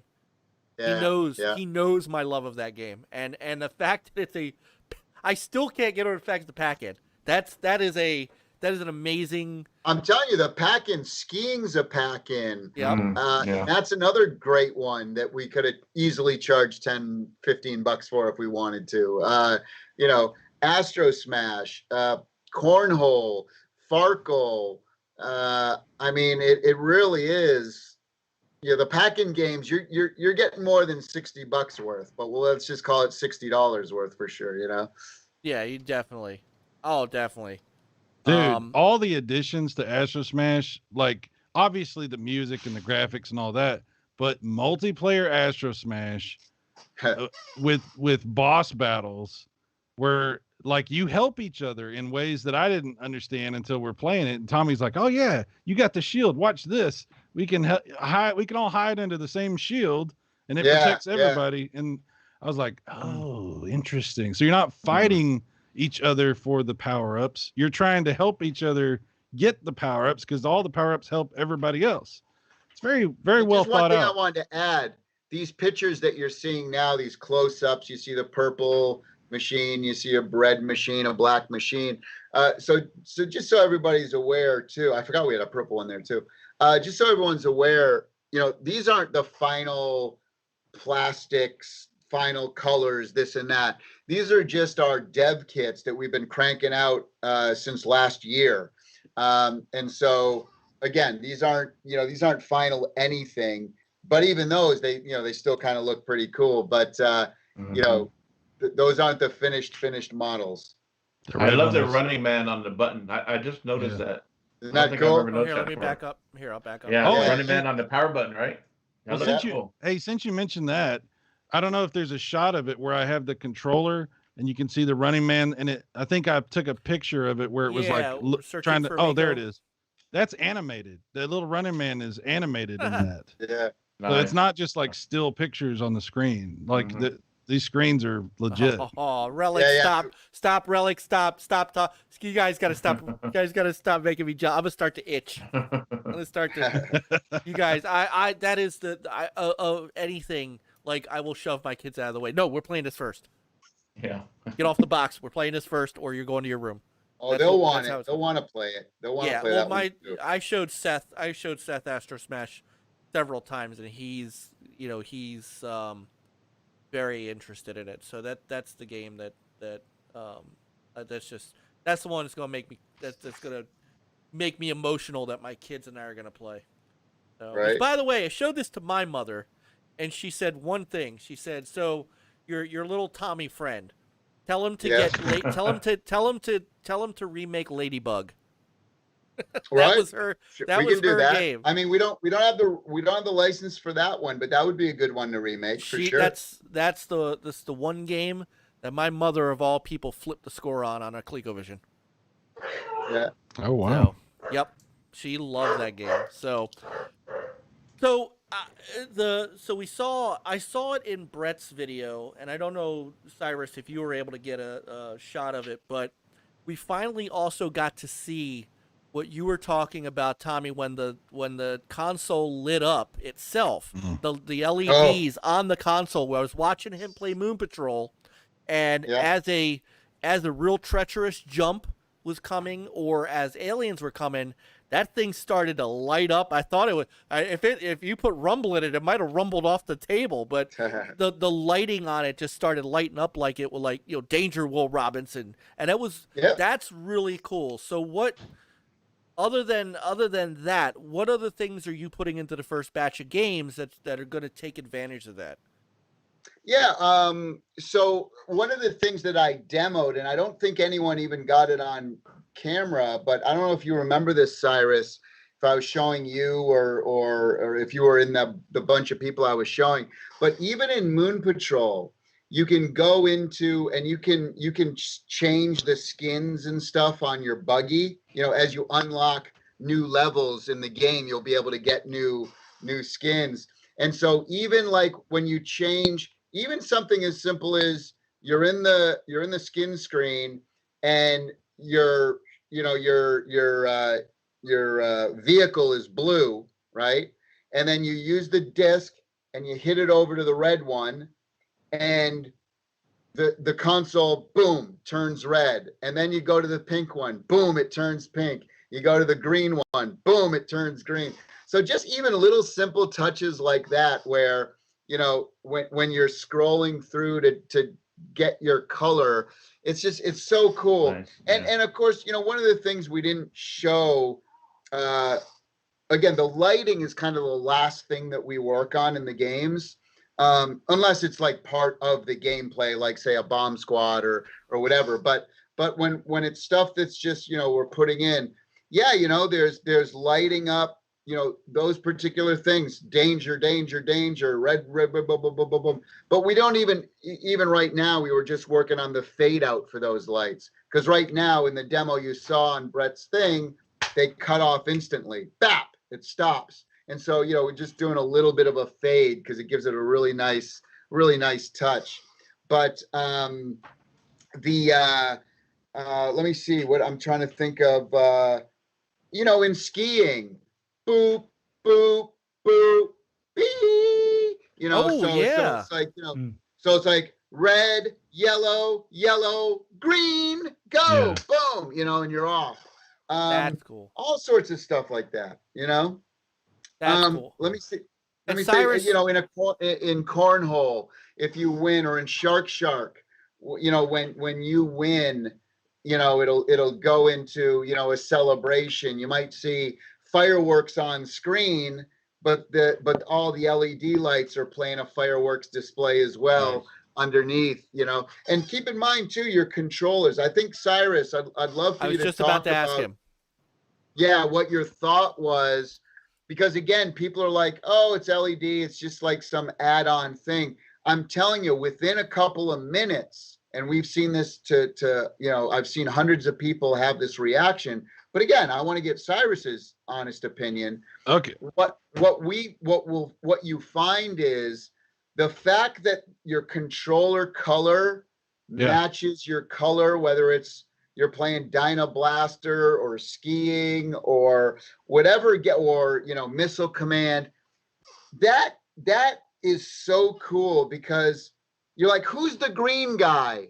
And all you have to do is look to your left or right and say, oh, Cyrus is green. Or remember in biplanes. Right, that's what I was thinking. Yeah, biplanes. But go ahead. You talk. It's so something as simple as that no one's ever really done before. And it's funny because you say, well, the PlayStation has a light. Yeah, but the light was on the front of the controller. You never saw it. Yeah. Like, that was stupid, right? So see, talk about that, Cyrus, because that's something that. Yeah.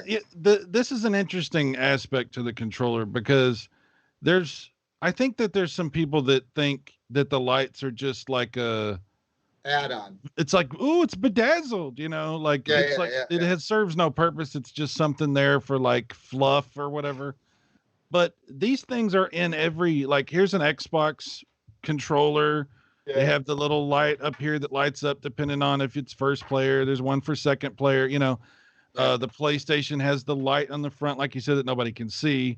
PlayStation 5 has the little slit lights that will tell you if it's one, you know, whatever. But you have to kind of think about it and be like, what does that mean? Does that mean, is this one up here, does that mean I'm 3 or 2? You know, you're like, there's no question with what you're doing with Amico, because when you do it with color, it's like, I'm blue. Controller says it's got, this one's lit up blue, and I see on screen that my biplane is blue. So no thinking, no math needs to take place. Just looking at the screen, seeing a color, and it's there. And that's pragmatic implementation of something that's been, yes, it's being implemented in a new way that nobody else has thought of, like you said, but it's stuff that, if you think about it, it's functionality that you have to have that everything else has too. I think even the Switch, does the Switch have something like that? I'm not sure it does. At least the Switch lights don't. Well, maybe the Switch is not a good example of something that's functional, but everything else has that functionality implemented. And I think if you understand like that these ideas that as far as what you're seeing for the controller are not just lights, but there's a purpose behind it, and it's thought out to the next level of making it simple for the user, which is why the colors are so cool. But there's so many things that controller is doing, with the screen, which the Wii U had a screen, but it was garbage, right? But there's not really any controller, especially not something small that you can put in your hand that you could really even think about that has, a screen. It has a really complex input mechanism with the disc. It can be as simple as you want or as complicated as you want, depending on what your implementation is for the game. And then it also has these light effects that are pragmatic and useful for actually playing games and being able to tell like what player you are or what's going on. There's so much there, man. And then on top of that, Tommy, we're playing Astro Smash and the thing starts shaking on me. And for some reason, and every time it just surprised me. I don't know. Something as simple. It's interesting how the controller, I know everything has rumble, right? But for some reason that one got me because I was like, there's so much there that was already blowing me away. And then, as things are happening, it's like, oh, okay. Yeah, that too. Awesome. So it's nice. Great. Relic Gamer and Grudge both were talking earlier in the couple lines up. They were saying how sturdy the controller is too. Like in Relic, literally accidentally dropped it on the concrete in my dressing room or wherever we were. And he was freaking out. Oh no! And I'm like, no, dude, here, throw it against the. Tommy. I'll throw it against the wall. It doesn't matter.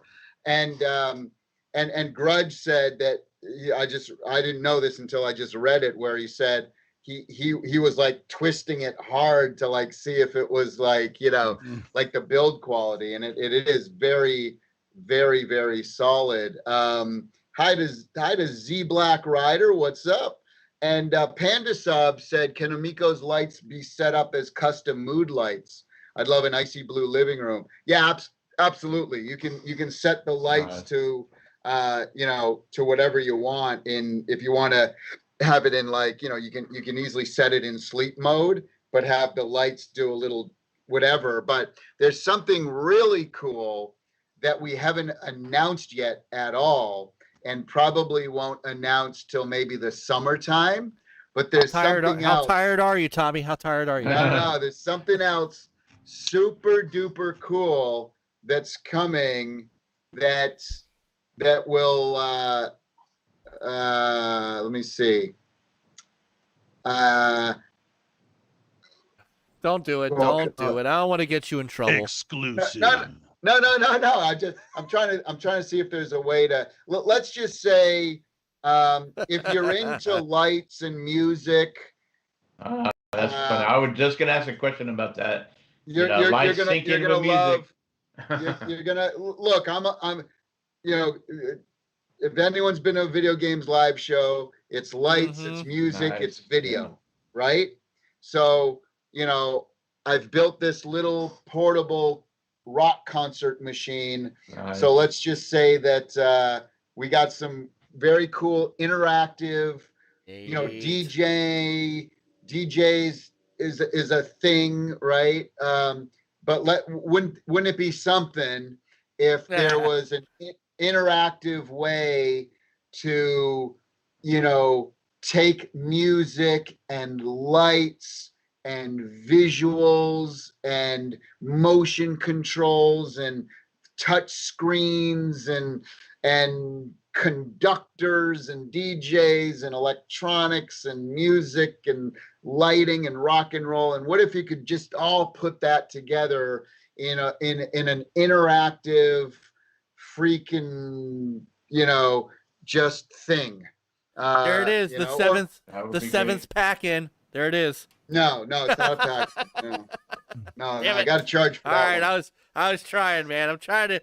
So you gotta give me points for trying, Tommy. Saggy does want to Especially for know about Cyrus, the. it's like how are the side buttons on the controller? Yeah. Oh, yeah, the How side do buttons. these feel and So- how responsive are they? I can see the disc, that looks very, very, very, very cool, very responsive. How are the side buttons? Side buttons surprised the heck out of me because Oh, yeah? I thought they were going to be awkward to get to. Like you hold the controller and I was like, it's going to be weird to. No, the controller's smaller than you think. Okay, and your fingers Well, it's naturally. the same size as this. It's about Or the is your same hand size. just that big? So if you have an old Intellivision controller, just kind of, it's actually a little shorter than this. And round. It's curved. Yeah, and that's Yeah. your fingers just go boop, and they just sit there. Like you don't really have to try to find the buttons. Your Yeah. fingers find the buttons for you, and the buttons they're a little bit like concave, so that you kind of sit in them, but they click. They have just the right amount of travel, so they feel good. They feel way better than what I was expecting because I don't know. Like for some reason I thought they would be kind of weird. But Right. no, they're very good. Nice. Yeah, and Grudge said it too. He says, yeah, they click. That was one thing I really, really wanted was, like kind of clickable buttons, like some of the old arcades had, the clickable buttons. But you think about modern controllers, and you got your triggers, and they don't really click, right? Because there's just like on a spring. You think of all the face buttons, and those don't really click anymore, right? And so that was something that I always kind of missed about buttons, and it's not like a really hard tight click like your mouse, right? Like when you click a mouse, there's that, like you can hear it audio wise. It's not that tight or clicky, because originally I put that in. Originally we're like, I want it like a mouse button, and then we kind of did that, and it came back, and I'm like, this sucks, because it felt like too clicky, and it wasn't, and it got annoying, and so we softened it. We brought it back a little, and again, I'm glad to hear you and Grudge say that. Like it's just the right amount of click. Tommy, I just thought of a good comparison for the button, and you may hate me for saying this. Here we go. But it feels kind of like the button on a Atari joystick, on an Atari 2600 joystick. Yeah, because it has the concave dish kind of thing, and it was round. So exclusive, Tommy copied Atari for his controller. Yeah. No, but ours you got to do that in your Alex Jones voice. Go in like this. Yeah, no, it's that's the closest thing I can think of. But yeah, they're very natural for your fingers. Yeah, Peter and Chris, keep jumping in with questions. I'm just, all I'm doing is pushing along, but don't let me get in the way of asking questions. Because I've seen this, I've talked to these guys. I'm like looking at my watch and my calendar is like, is it October yet? Yeah, right. Now here's an interesting thing. AssassinLupa in the chat says, I like the Amico, but I have no one to play with, so it's not practical for me. Now, again, I got to tell you, AssassinLupa, don't give up just yet. Every single one of our games, I don't want to say every single one of them, because there's one that you really need at least two people. But the overwhelming majority of all of our games are single player. So if you like, shoot 'em ups like Rigid Force Redux Enhanced, that's one of our shoot 'em ups. We have another one called Flying Tigers, which is a vertical shooter instead of 1942, as opposed to a horizontal one. And you still have R-Type coming, right?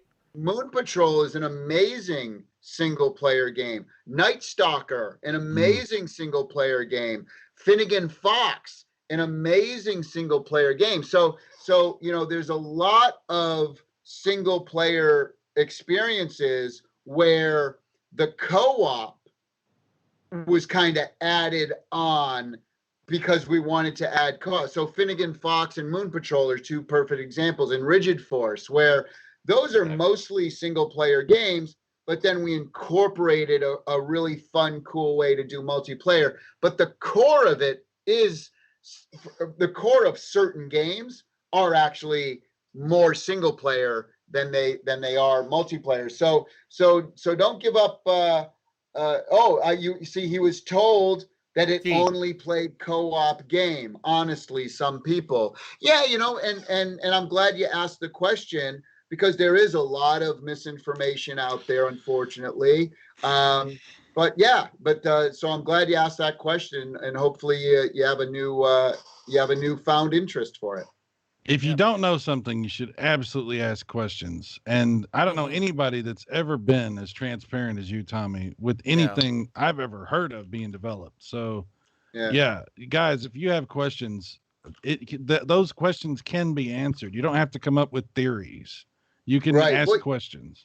Yeah, and the interesting thing about that, Cyrus, is the whole transparency thing is that, it says it says that like I'll say something, because I'm so transparent, I'll say something 2 years ago which was true at the time. Hey, we're gonna have 16 gig of RAM. There's gonna be 16 gig of storage on board, and that's true at the time because I'm so transparent. And then 6 months, a year later or whatever, we're at 32 gig. We actually updated it. Now we're going to put 32 gig in the thing. And now people say, he flip-flops. He's a liar. He's this and that. No, a lie is when you tell something that's not true, right? And that's never been the case, where things, I might have said things 2 years ago that were true at the time, and now Halo Infinite was supposed to come out last year, so don't worry about it. Microsoft are liars then? Right. What's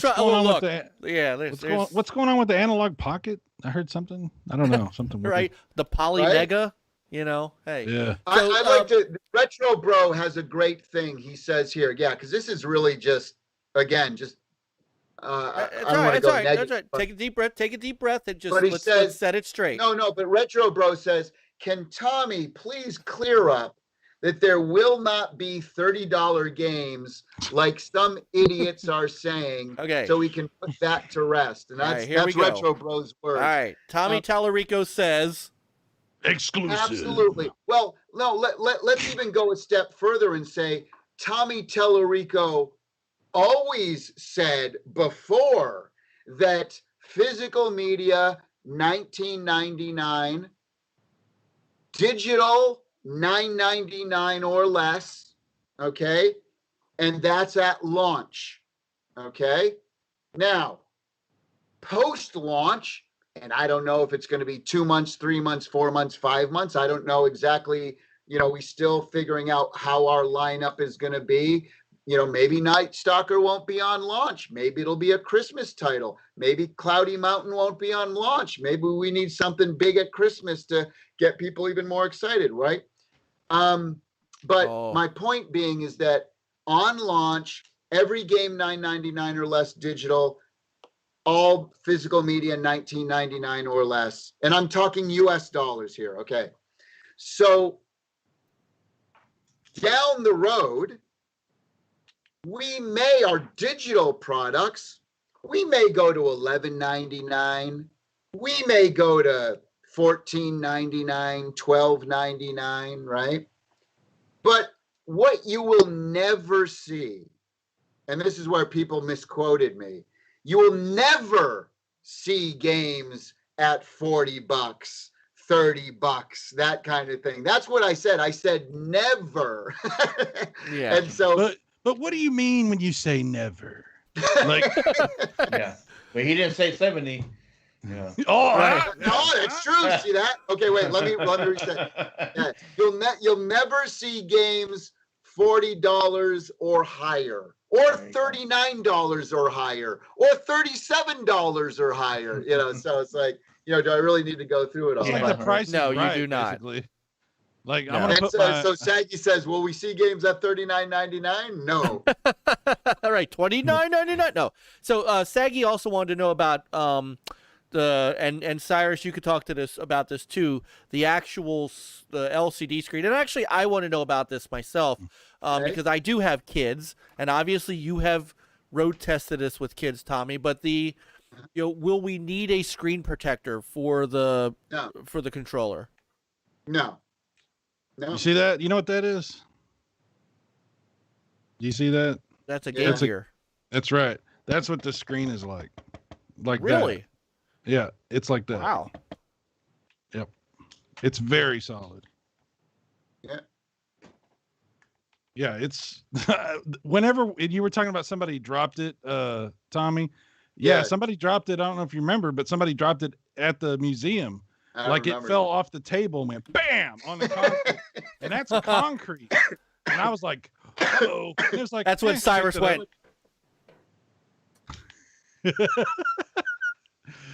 Big Daddy Game Studio has a great question. He said, "What is the screen resolution on the controller screen?" That is a good question.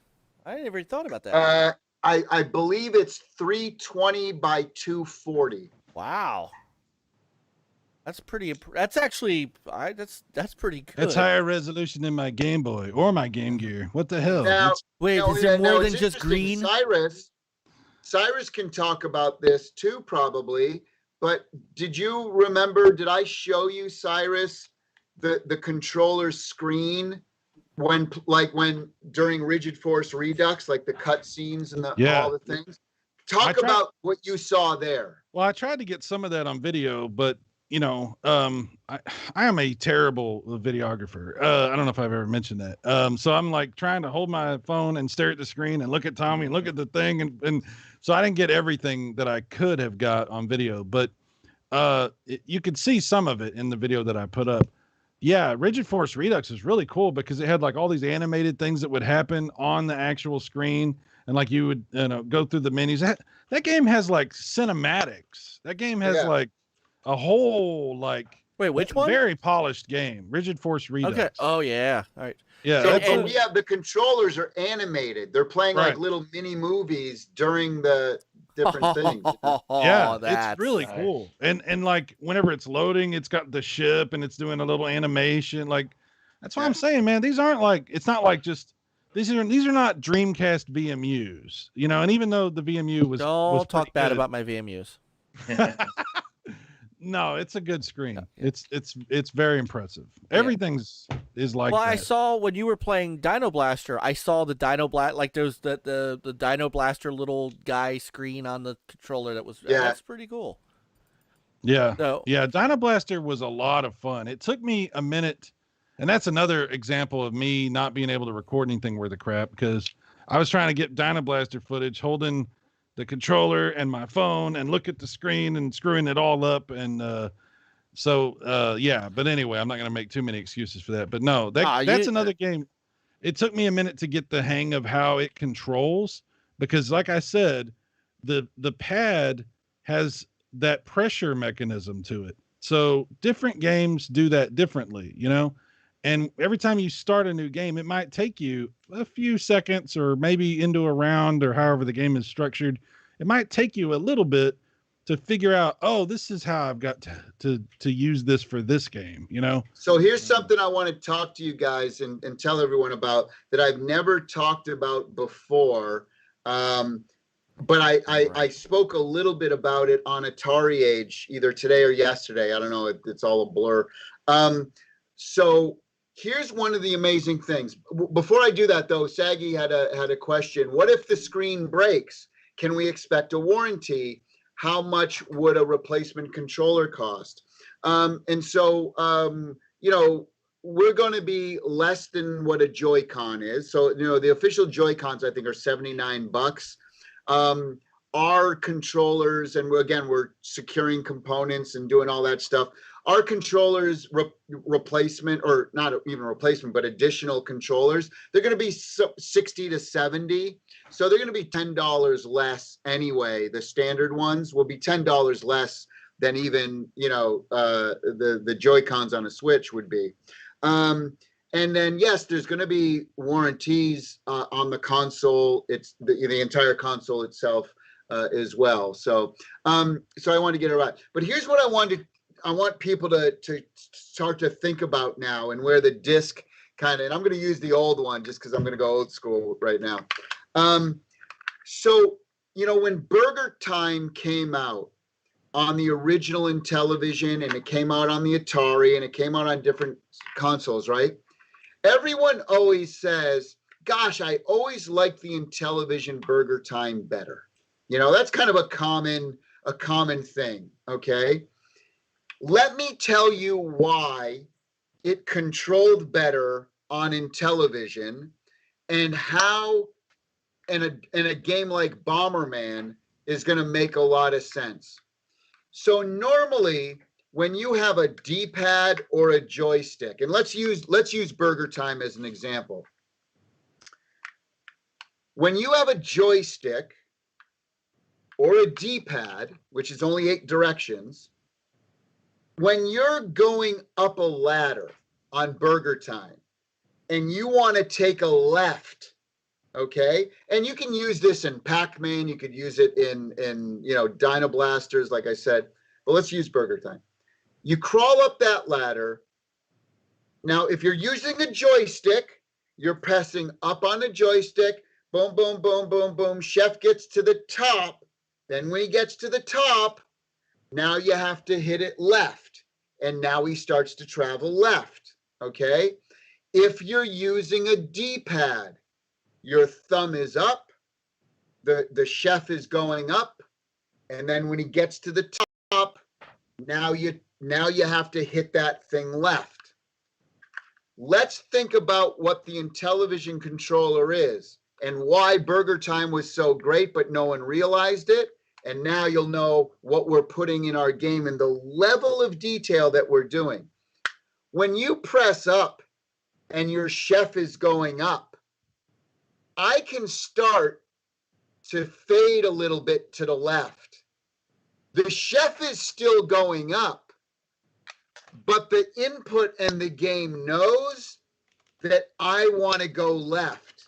When I get to the top, the second you get to the top, it automatically starts going left, even though I'm still up. And you know, I didn't have to press 90 degrees at like 9 o'clock. If you're talking about a clock, I didn't have to take my finger off and then go to 90 degrees at 9 o'clock. No, I'm just starting to fade in that direction. It knows when I'm off the 12 o'clock position, when I start to go to 11, 10, whatever. And so what it's doing is, and the old Intellivision did this with 16 positions. We can do it with 64 now.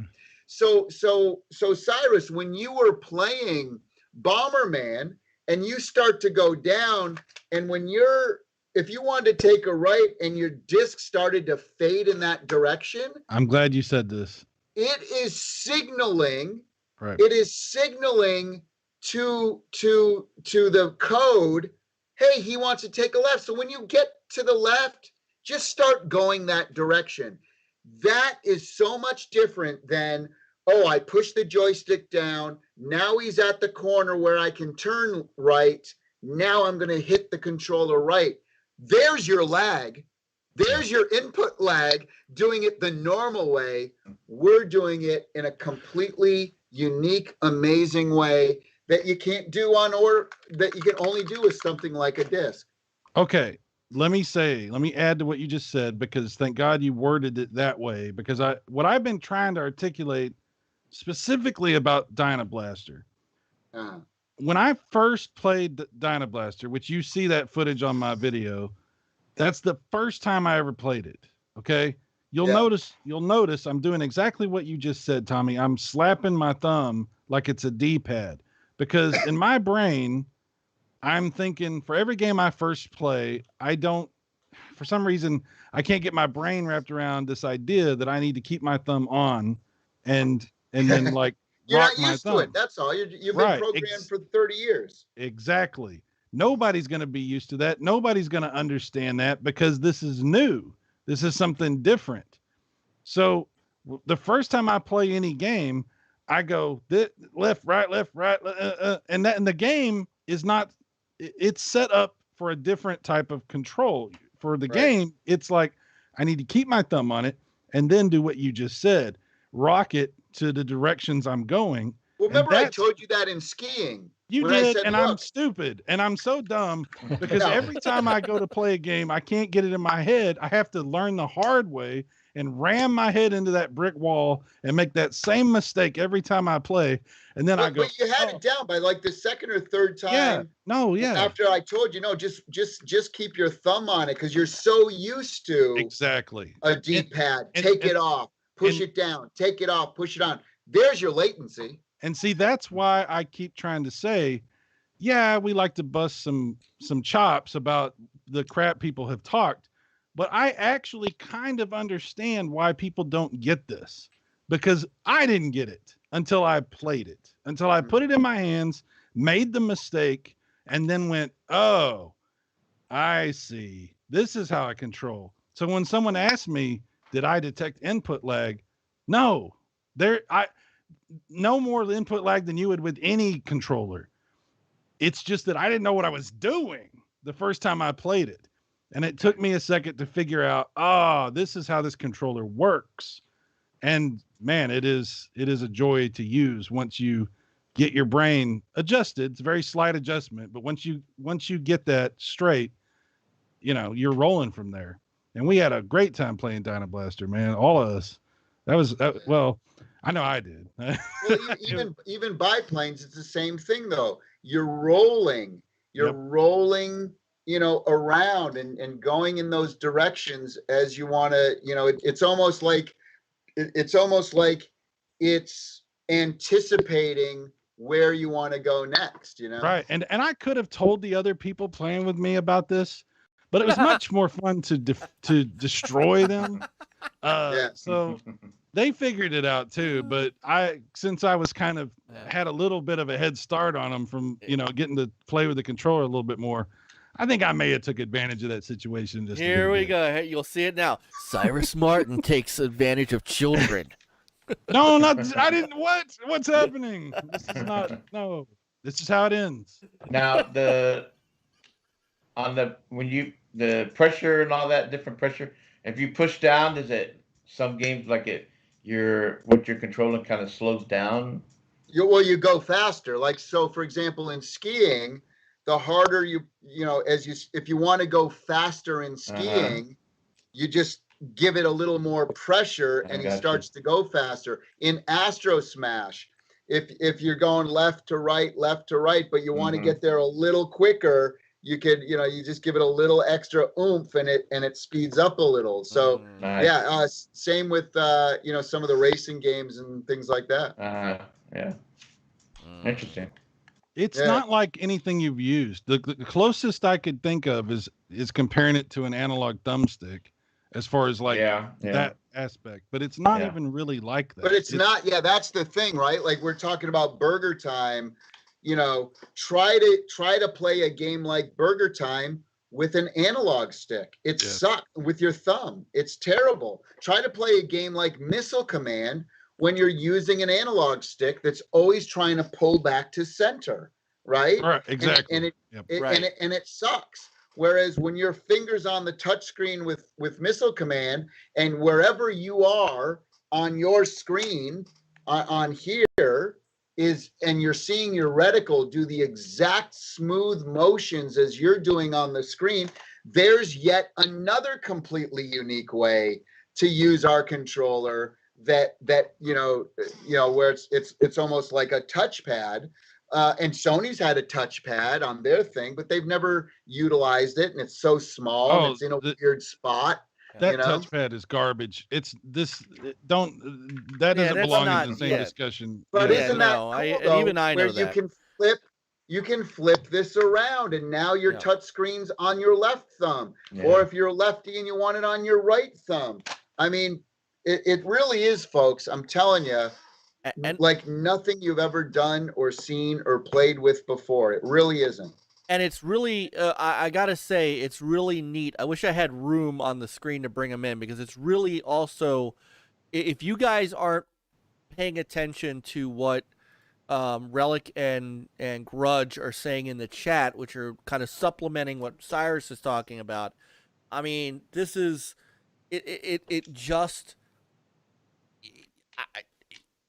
I just you keep in mind again that we're 6 months out. So, you know, Tommy, as you said at the beginning, what were you doing today? You guys are tweaking. You're tweaking games. Yeah. That stuff is what they were playing was still work in progress. And to come away like that, I mean, I can't tell you how excited I am.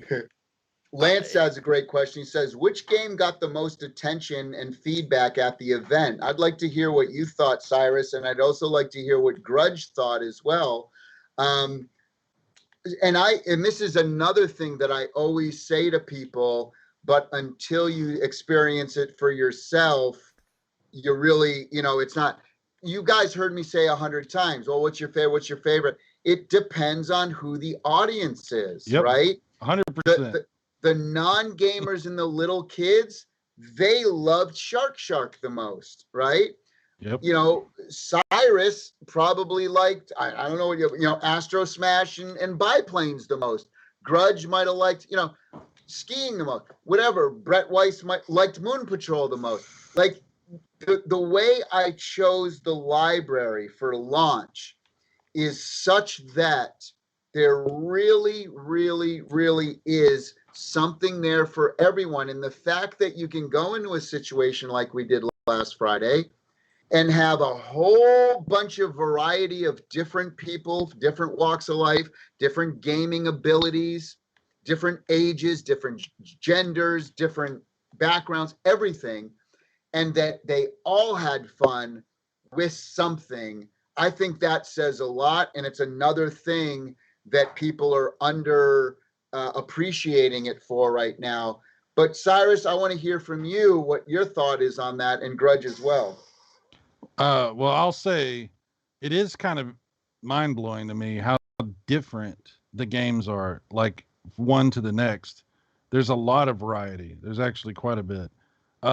So the kids absolutely went for Shark. They were, I mean, that was, I think I'm not going to say the majority of the time, but there was definitely a huge section of time that was kids playing Shark. Okay.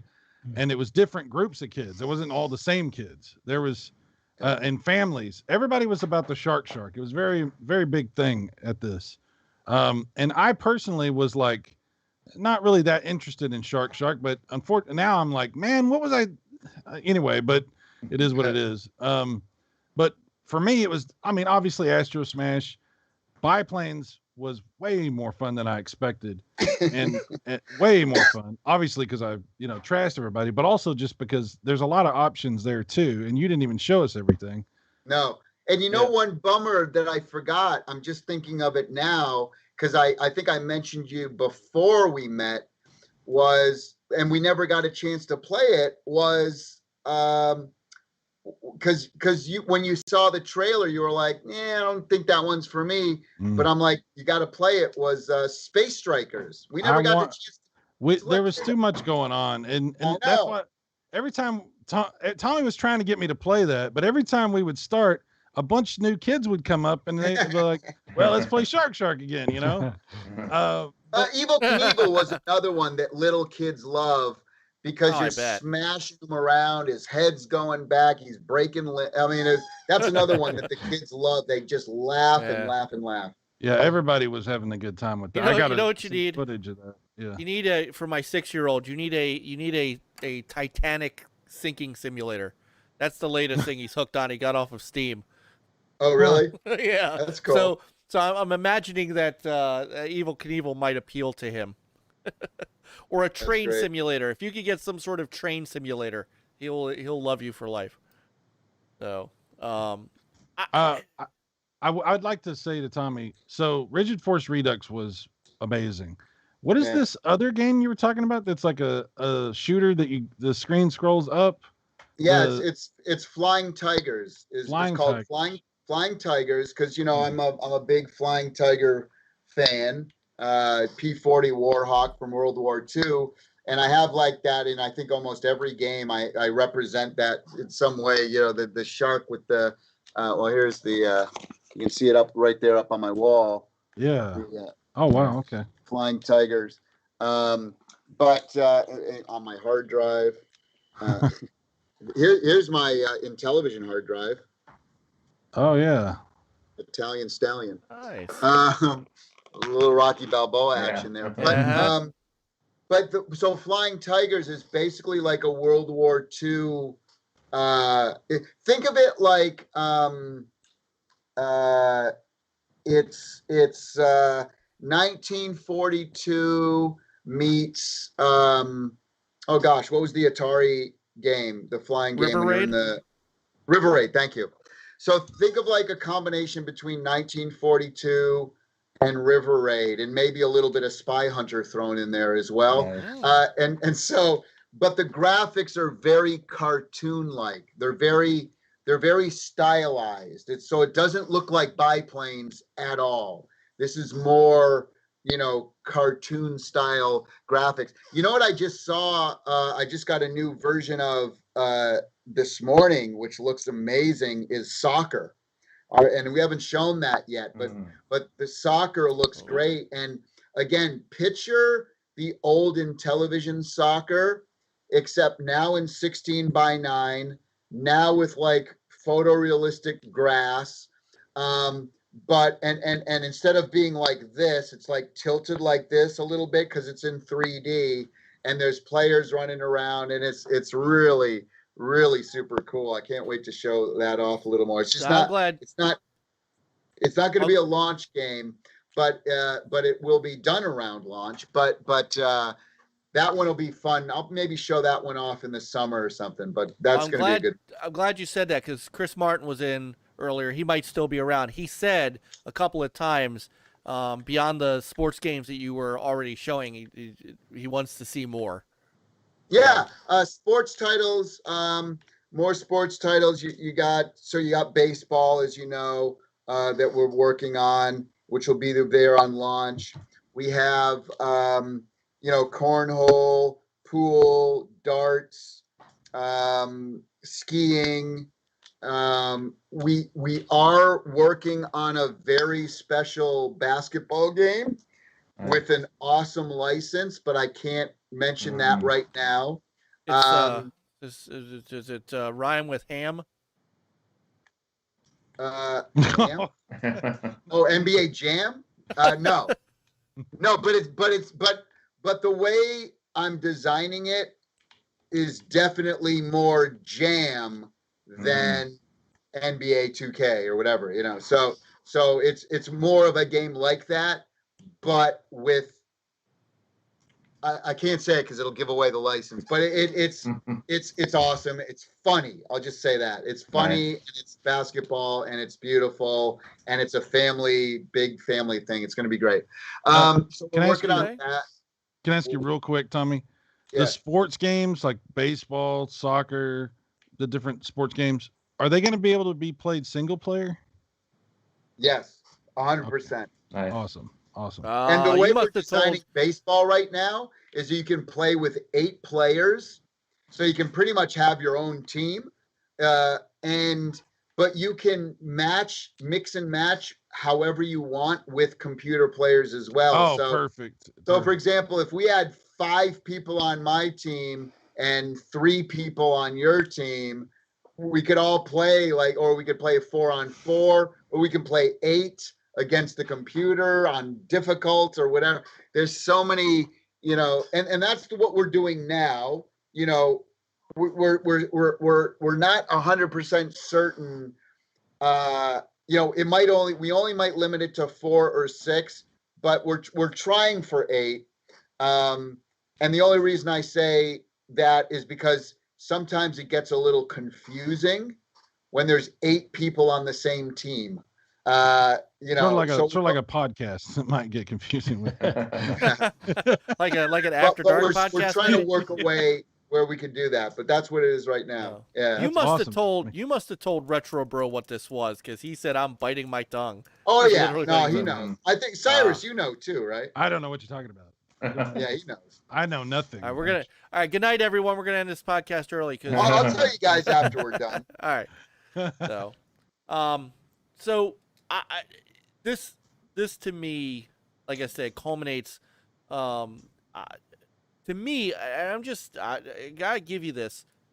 This has to be for all of the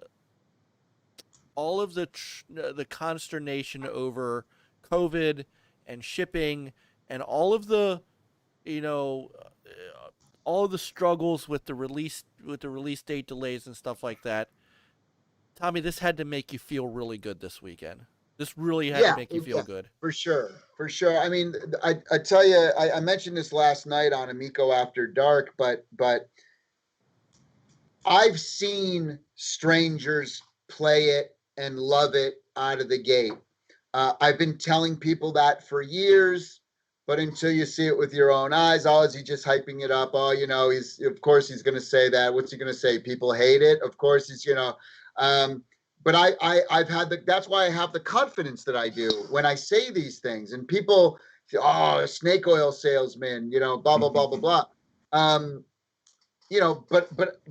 But so it was nice that other people are now able to see what I've been seeing for a year and a half or whatever, right? Almost 2 years. So, but the thing that was most happy to me is that the people who have been following it every day for over a year, Grudge, Relic Gamer, Cyrus, Brett Weiss, those kind of, for them to walk away saying, I wouldn't change a thing, or I couldn't find anything negative about this if I wanted to. And they were looking, right? Let's be clear. Cyrus, Brett, I told them ahead of time, and they told me ahead of time. They said, look, let's go into this with a clear understanding. If you don't like this, that's okay for you to say that, and you need to tell me what you don't like, so that maybe we can make some adjustments, or maybe we can do things, or maybe, our focus tests were way off for some weird reason, right? So if I can't trust you guys, who I consider friends, to give me true and honest feedback, then I can't trust anyone, right? And so they all went into this thing hoping that it was going to be great, but with the clear understanding that if there were things that were wrong or janky or not working or this and that, or that they didn't like, they were going to be the first ones to tell me, because I trust them. And for those guys to walk away and go, this exceeded my expectations, that to me was the best part of last Friday. Not seeing the families play it, because I've seen that 1,000 times. I know that was going to happen. I knew that immediately. But to see Cyrus see it happen, to see the lead GameStop buyer see that happen, that was the important thing. All right. Well, by the way, speaking of GameStop, by the way, now's the time to pick up Reggie Fils-Aimé. He left GameStop, Tommy. Now's the time to get him. Yeah, now's the time to go get him. When did they announce that? I think they announced that like last month. Was it a month ago? So yeah, was it after he cashed in all of his GameStop stock? And he said, I'm out of here. Yeah, I think you everybody. You can't hire him, though, because if you hired him, no one would even believe it anyway. So, right. Oh, we'll hire him as a consultant. No, no, as an advisor. What do we? Yeah. What is it? Saggy Melon's taking off. She's got her own Twitch stream she's going to get to. Thanks for stopping in, as always. The wonderful Saggy Melonz. We'll come check out. I call her Laggy Melonz now. Saggy, sweetie, I got to come and check you out more. We're going to start calling you. Are officially now Sister Saggy, along with Sister Caitlin Saggy, and Sister Lupa. Sister Saggy. And I got to start checking out her live streams. She's very cool. Yeah. I mean, it's the couple of times that I've been on with her on Amico After Dark. She is really awesome. She's a great gamer.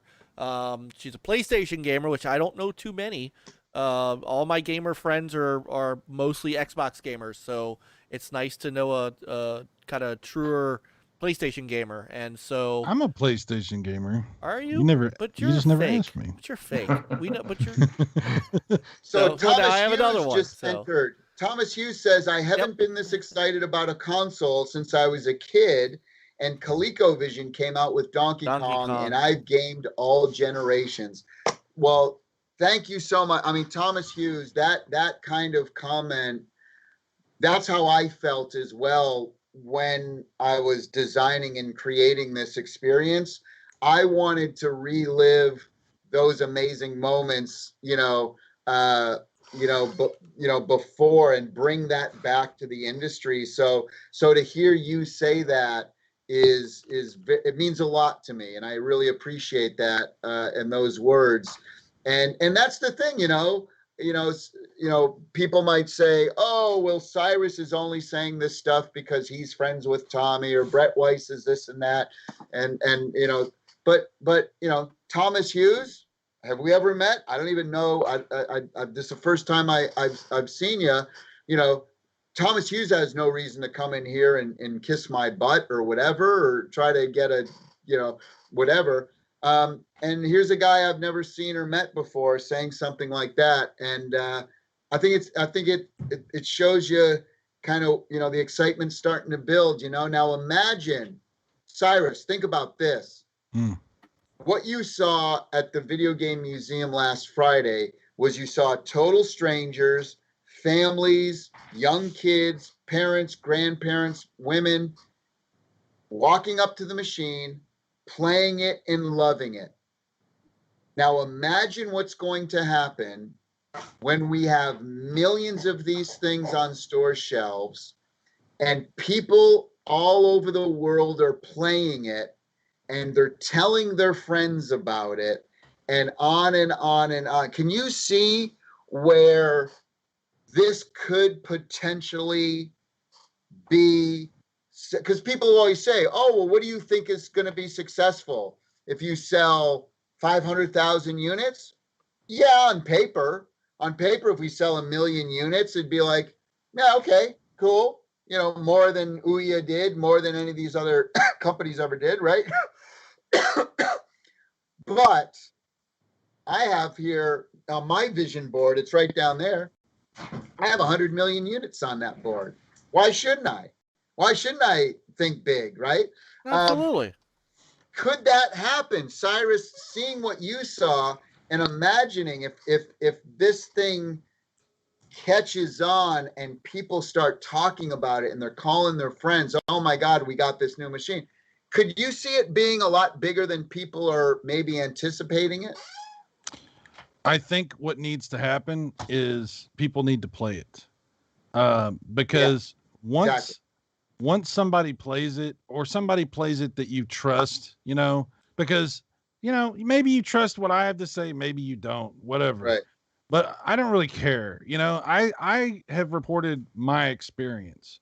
And I think that is very key to people formulating a real take on this, because this thing, I mean, like once you've played it, you're going to be like, oh, okay.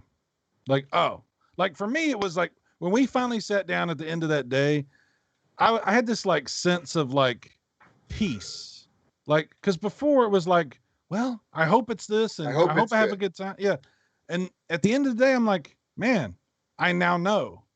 I know. It's great. It's awesome. It's interesting you said that. Grudge said something earlier, and I don't know if it might have been on Brett Weiss's video or something, but Grudge said, he goes, before I was hoping it was good, now I know it's good, which is really cool, right?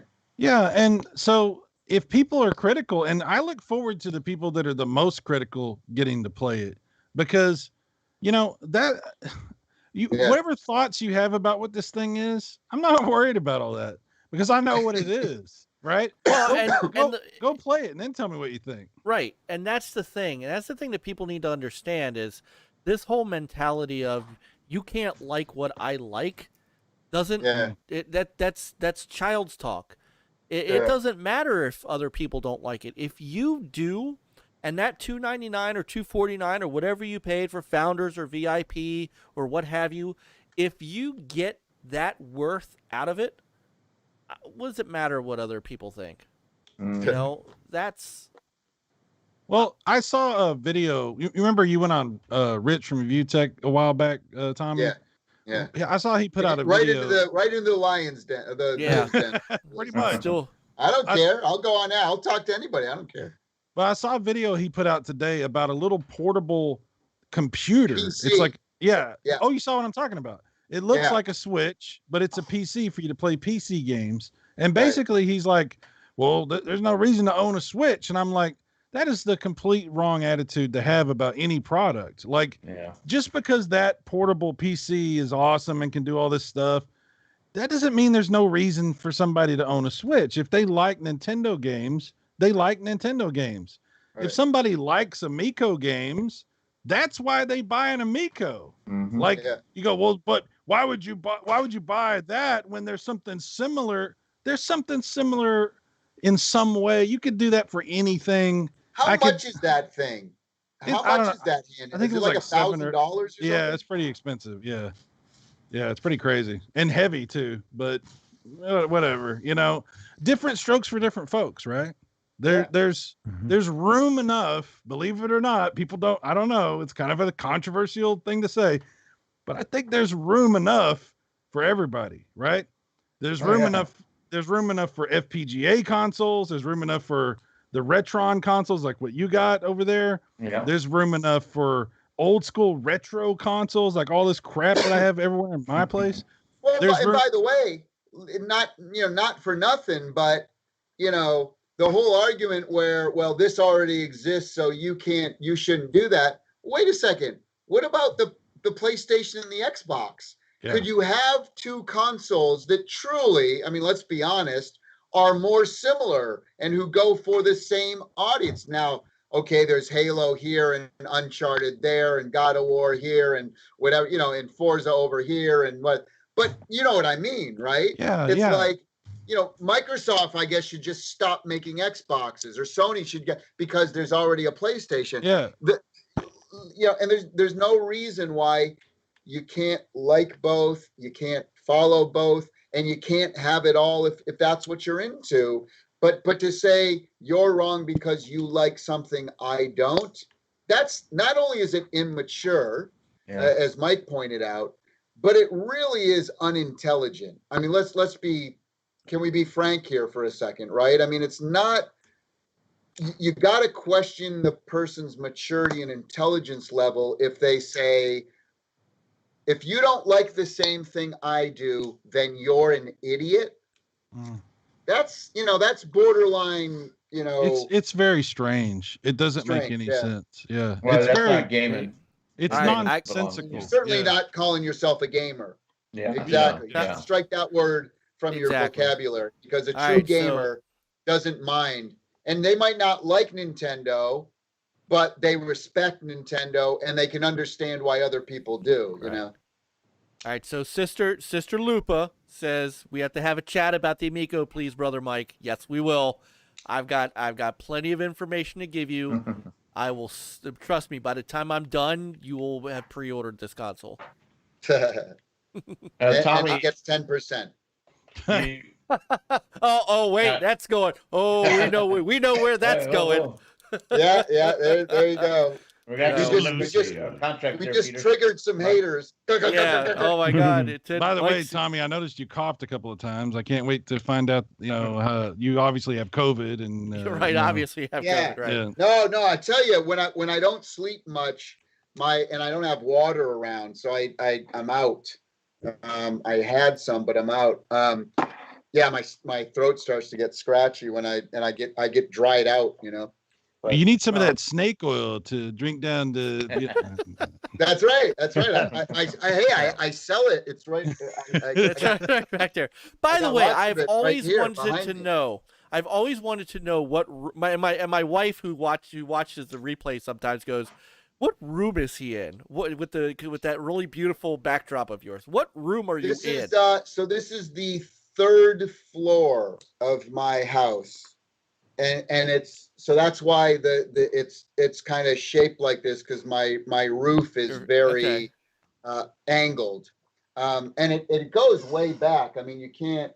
There's multiple rooms on the 3rd floor here, but it's my studio, it's my library. There's a desk, there's desks over here in the back, there's storage. I have a I actually have a infrared sauna, a big infrared sauna. My workout room is up here. There's I have a treadmill with a big screen hooked up with the cable TV and everything, and then all of my old keyboard equipment and computer equipment and all my classic game libraries. There's probably about, I don't know, close to 16 or 1700 square feet up here, maybe 1800 Damn, square like my feet. house. So it's a pretty big room, and that's the 3rd floor. So that's now awesome. I'm sitting above my theater. My movie theater is right underneath me. If I were to go down a flight, and then it's a big, big area with the chairs, the automatic chairs, and the drink. Chris, that's Peter, where I'll be watching the Snyder Cut this weekend. That's what I was going to ask you. Yeah, Chris, Peter, when are we hopping planes? When are we getting over there? Yeah, you guys got to come by. Whenever you're ready.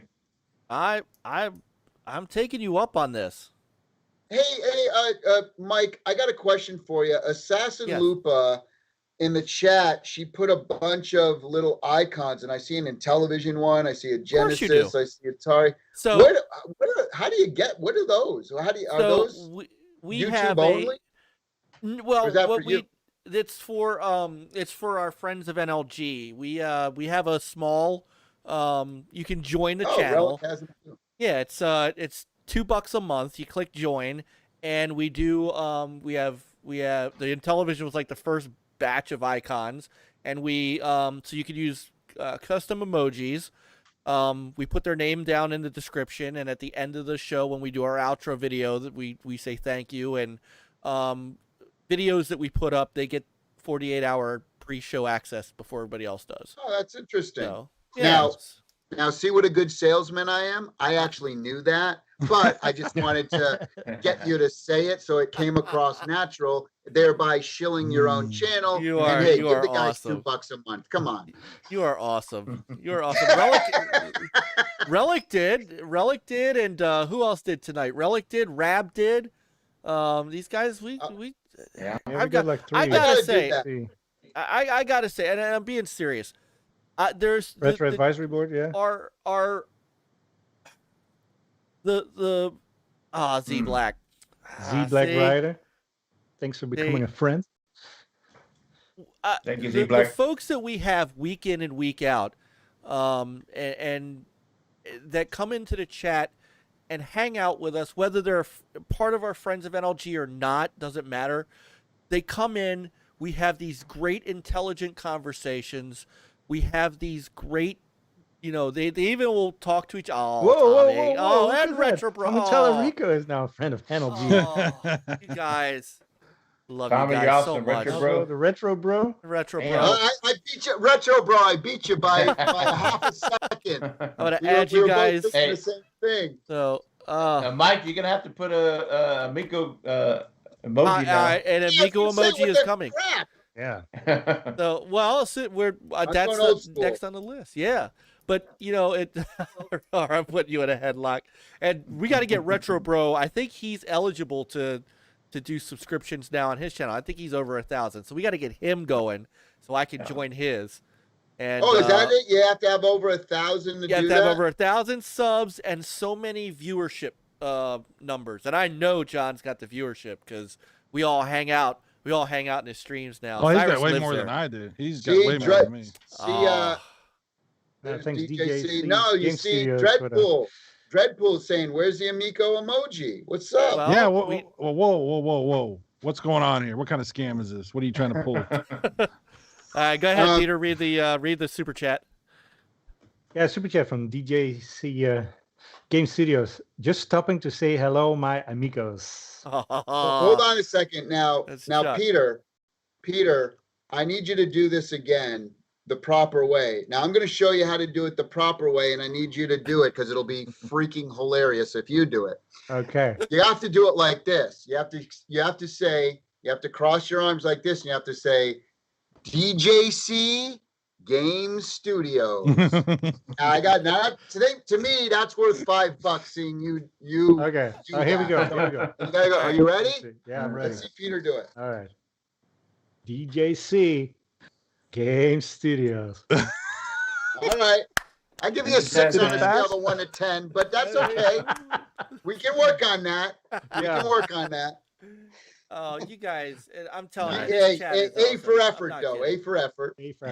Yeah, I'm seriously, I'm not kidding. These guys come in week after week, because it's not always Amico talk. As much as I love us talking Amico, we do talk PS4, or PlayStation, Xbox, Nintendo, PC gaming. We do talk about indie games. We talk about all this stuff, and every week these guys are in here, and they are just some of the best gamers that I know. And I have getting to know Cyrus, getting to know John, getting to know AssassinLupa, Rich, Chuck, DJC, getting to know zblack, Relic, these guys every week, man. And this is like my community and our community. Hey, didn't I tell you? And I said, a lot of these people, a lot of people have met.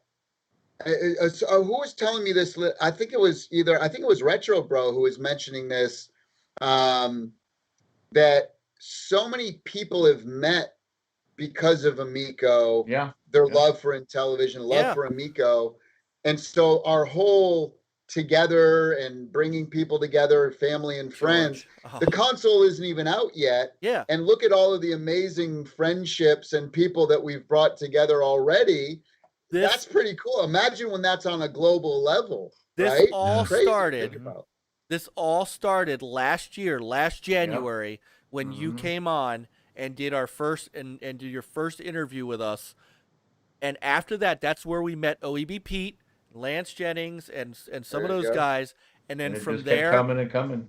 It just snowballed. And as I got to know Pete, started to do Amico All Access, and then got to know Retro Bro, and got to know Generational Gamer and Michael Garvey and all of these guys that just create this wonderful community. I've been sitting over in the Xbox, PS, don't get me wrong, I love those consoles. I love PlayStation, I love Xbox, but those people sometimes can be nuts. I come over here and I'm amongst friends and family and my two brothers here, Chris and Peter. Like these guys, Peter's gonna be 5 years with this show in June. 5 years with me here, and this is the amazing part of what gaming and technology has done. And like I said, man, it goes back to when we had you on last January, and that just snowballed us into today. That's where we are today. And okay, you ready for this? Watch. I want to see if I can break the matrix. Hold on. Uh-oh. Oh, damn it. It didn't let me do it. What? I tried to break the matrix. Oh, it only limits me to 200. Hold on. You're going to try. You know what I'm doing. And Qeorge, it's been a pleasure. And, getting to know Nick. And there's so many people that I can talk about that, and I feel bad because I'm missing people that De Niro, who's made some stuff for us, Graphic God, who is part of Graphic God. So it only let me do whatever 20 Intellivisions. I've been clicking the Intellivision logo for the last 5 minutes. I looked down on the thing and I didn't see where it says 0 to 200. When I looked down, it said 3,800, and it was red because I could. Were you holding down the space bar? 5 minutes because I was going to fill up the whole screen with Intellivisions, and then it only lets you do 3 lines. That's a bummer. Oh, that does suck. Tommy, I have a question for you. Yeah. So, I had an awesome time playing the Amico, That's obvious. Everybody that I know that I've talked to pretty much has the same story to tell about that. Do you have any plans or any plans you can reveal about when we might look for, or what the possibility might be for this thing being in like kiosks for like GameStop or Best Buy or you something say like when? that? Yeah, or if that's even possible. I was just thinking that, like, because I want to do more things like we did in Texas. You know, now that, you know, in Texas is a no mask zone, and so there, you know, that was why it was a great place to start. You know, because they're a lot less relaxed on all the you know, restrictions and stuff. And so as that starts to kind of get, you know, happen around the US, and people are more you know, they're not as cautious or afraid of going out in the public and stuff. You know, we want to start doing a lot more of these. So by the summertime, you know, we might even do like a mini tour or whatever, you know, going into the fall. But in regards to when do we see them in the stores, you know, I don't know the answer to that question. It's a great question. And it's not because there's an answer and I don't know it. It's because no one knows it yet. It was one of the things that we talked about with GameStop last week, in fact. We just don't know, because until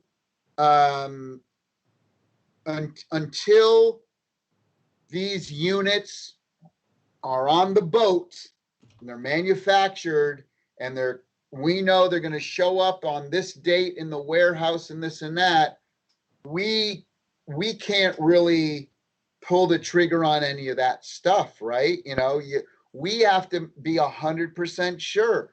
Look, there's articles that are coming out every single day now about this is getting delayed, that's getting delayed, this is component shortage, shipping problems. You know, it's just every day it seems like it's getting worse. It's not getting better. You talked earlier about the Analog Pocket, and they were supposed to come out next month, I think. It seems kind of like they waited so long. Why did they wait so long to announce a delay? It's very strange. Anyway, but yeah.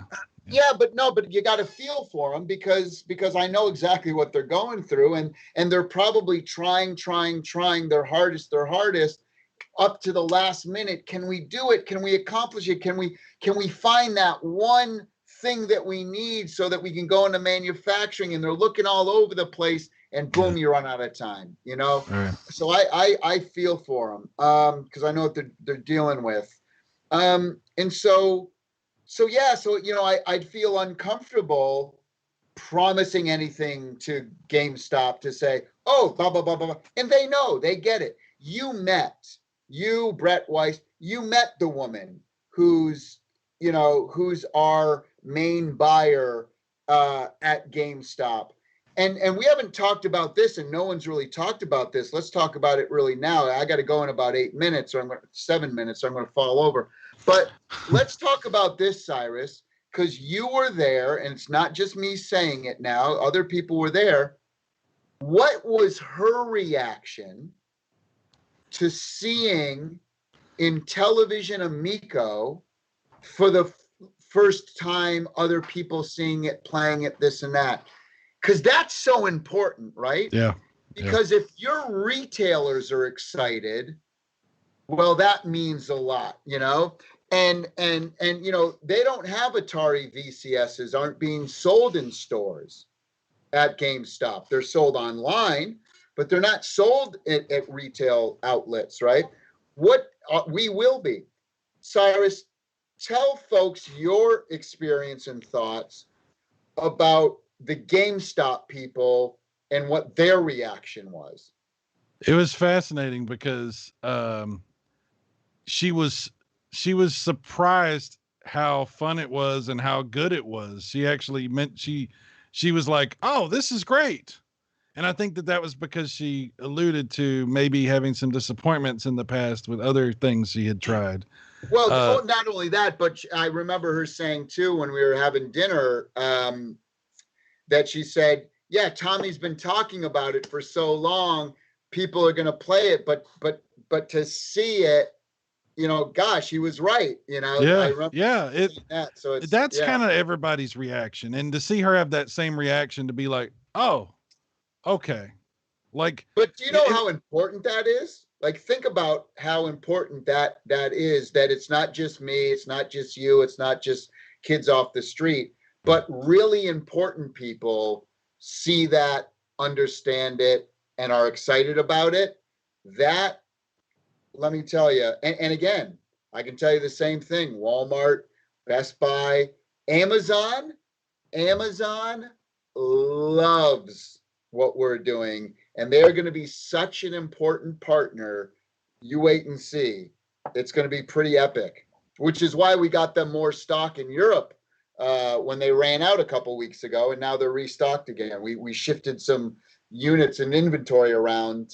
We had to take some from others, but give it to Amazon Europe and UK. So because they're very important to us. I mean, think about the fact that you... question from Relic Gamer. Yeah. Tommy, can I buy a kiosk? Lol. There you go. We'll have to figure something out, you know. And also DJC Game Studios. Oh, DJC Game. Yeah. Hey, there you go. Nice. When the He-Man Amico game comes out, I want to be drawn in as a merman. What? Chuck wants to be a merman. You might have to write that one down. Is that a Zoolander reference, or? Merman might be a SpongeBob, Barnacle Boy and Merman. Okay. Oh, we got more. Also, oh my god. zblackrider for 20 Canadian dollars. Another fantastic show, guys. Nice to be back live and alive. All right. We're so glad to see you tonight, Z Black. So glad to see you back. Can I tell everyone something right now? There's 41 people in the chat, and we got 43 thumbs up. Can you just look over right there at the screen? If you don't see that blue thumb, everybody hit it right now. Make that sucker blue. Let's see if we can get that up to 50 blue thumbs. Come on now, guys. And if anyone is inclined to hit their thumbs down, hit it twice to make it count. Yep. Yeah. And we got. Don't let me be the only thumb here. We got one also, more. We got one more. Shout out to Geeks with Cash for a $10 super chat. Here's to seeing the Amico in stores soon. Yes. That's what. Thank you, Nick. Nick at Geeks with Cash. Great. And Grudge. Thank you so much for sharing your experiences. Yes.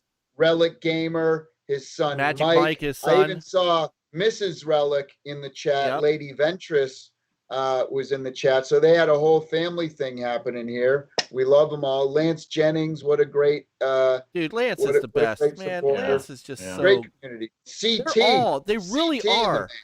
They're really all. I'm not trying to blow smoke up our chat's ass. They really are some of the best people. I put our chat room up against any chat room out there. Oh, wow. I'll put them up against anybody. They are just some of the greatest people. I mean, all seriousness. There we go. We got 50. We hit 50. We hit 50. Nice. Dude, Tom, thank you, everybody. Tommy, you are the best. I do want to ask a question because Retro Bro was also asking. Well, that was me and my 9 fake accounts. There you go. I just did that right now. And we talked about this on Amico All Access too. Are you, and you can be honest, because we're Rab is a little shaky. Are you guys that heavily affected by the chip shortage going on? Yes. Right now. Hell yeah, we are. But is it bad enough that you're getting shaky on 1010? Our goal is to manufacture 100,000 Intellivision Amicos and have them on the shelf at 1010. That is our goal, and I will be able to answer the question of how many we're going to have out there. I'll be able to answer that in early July.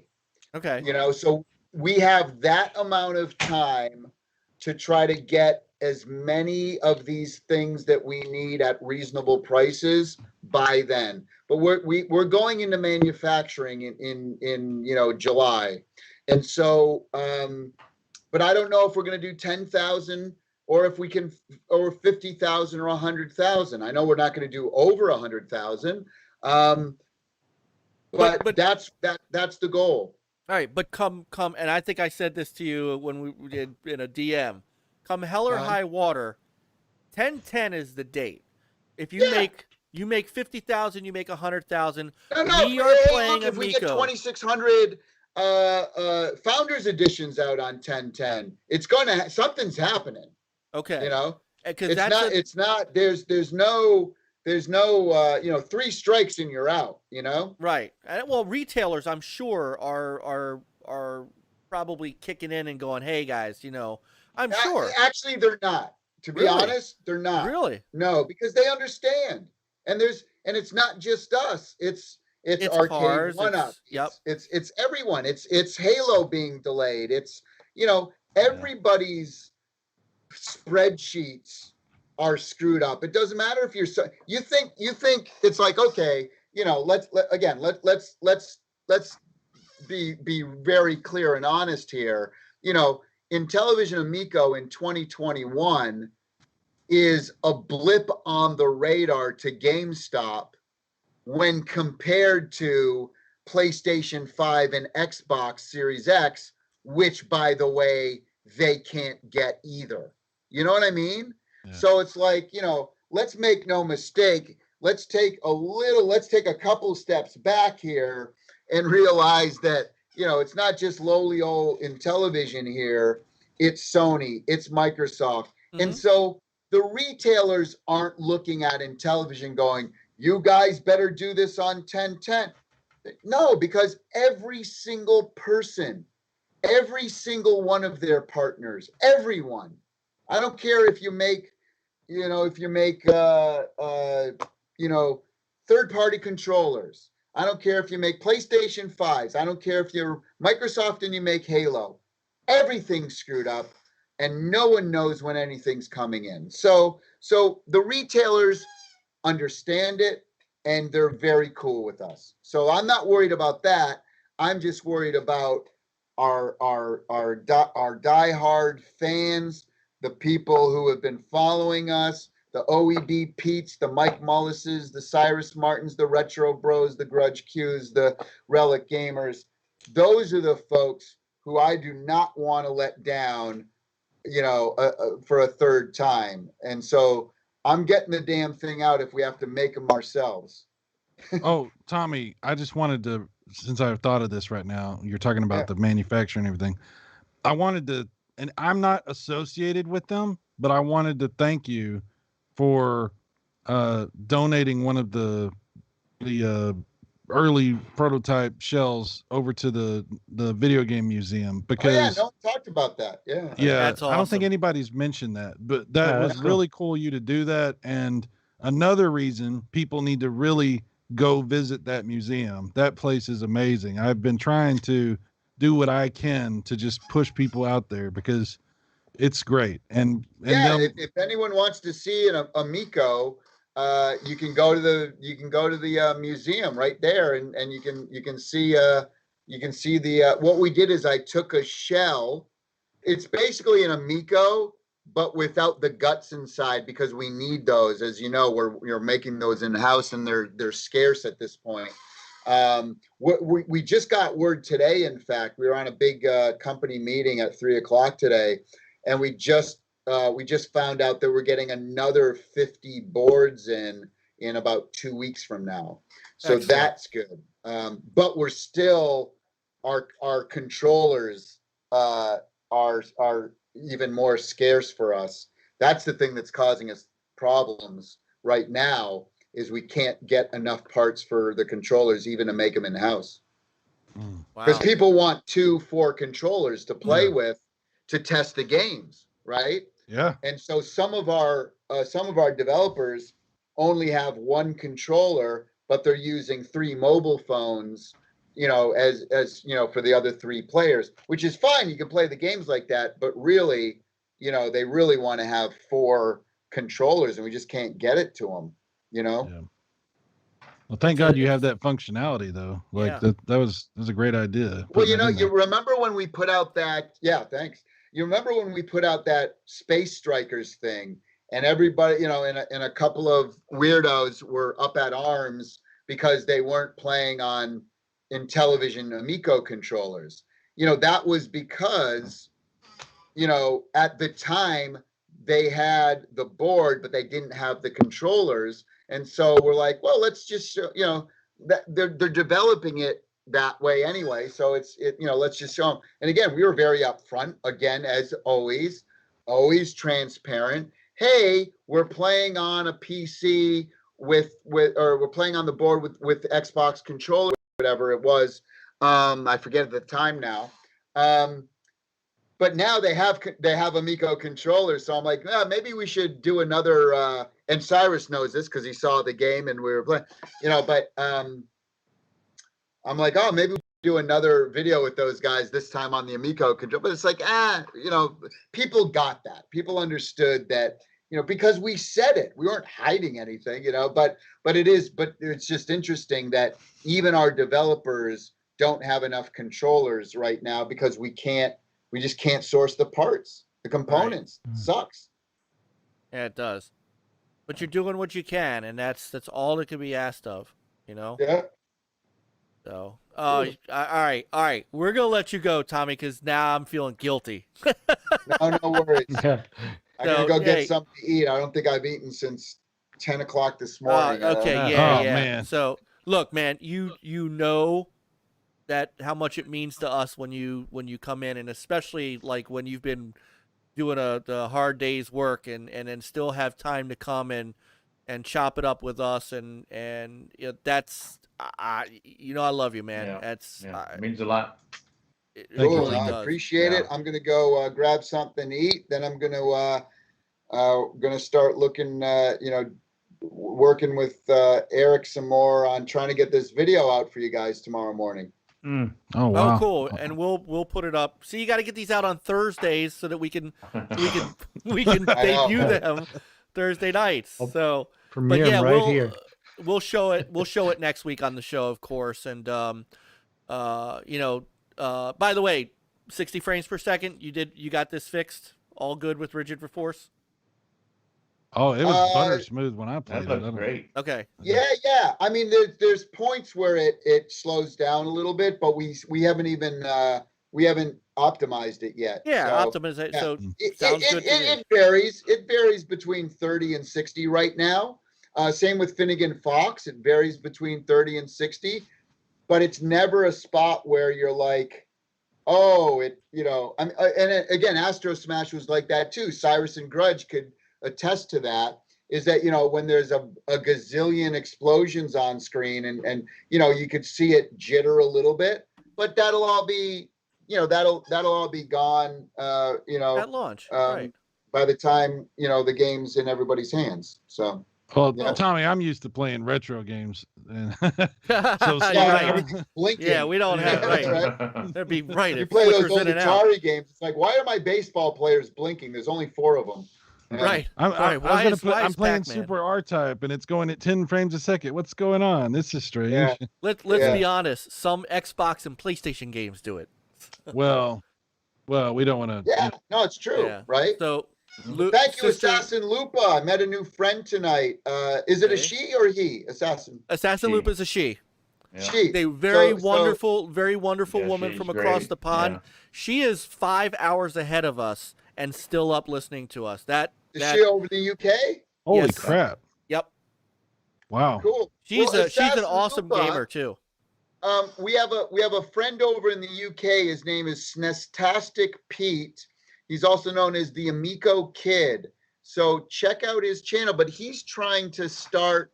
He wants to start an Amico weekly cast with people in the UK who are interested in Amico. So if you find yourself being more interested in Amico when you hear more stuff, go to our YouTube channel. Go to Intellivision YouTube channel. You'll see the blue running man, and look through some of those videos.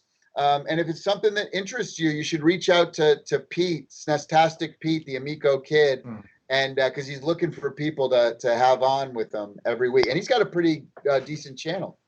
Yeah, he's great to talk to. I love talking to him. He is awesome, and she's awesome. And let me tell you, she stays up. She'll be up tomorrow night with us playing Halo. I'm telling you, she is hardcore. Very cool. All right, awesome. Tommy. Well, thank you so much for your interest. Thank you so much for your support. And, you know, it's what keeps me going, even though I've been up for, what time is it? 9, 10, 11, 12, 1. I've been up 20 hours, working 20 hours straight. I'll probably be up for another 2 hours. If you don't get the video tomorrow morning, you'll know why. It's our fault. It's our fault. Blame it on Mike and then passed out on the keyboard or whatever. But we love you, Tommy. Thank you, everyone, for your support. It's you folks that make me keep grinding. When I think I can't go another hour, I'm like, oh man, I gotta work another hour just because I can't wait for people to see this next video or whatever. So thank you so much. No, we love you, man. Thank you, Jeff. Jeff, DM me the name of that basketball license. I'll do it right now. All right, brother. Okay. Have a great night. Bye-bye. I won't freeze his we'll turn off his thing. I've said it before and I will say it again.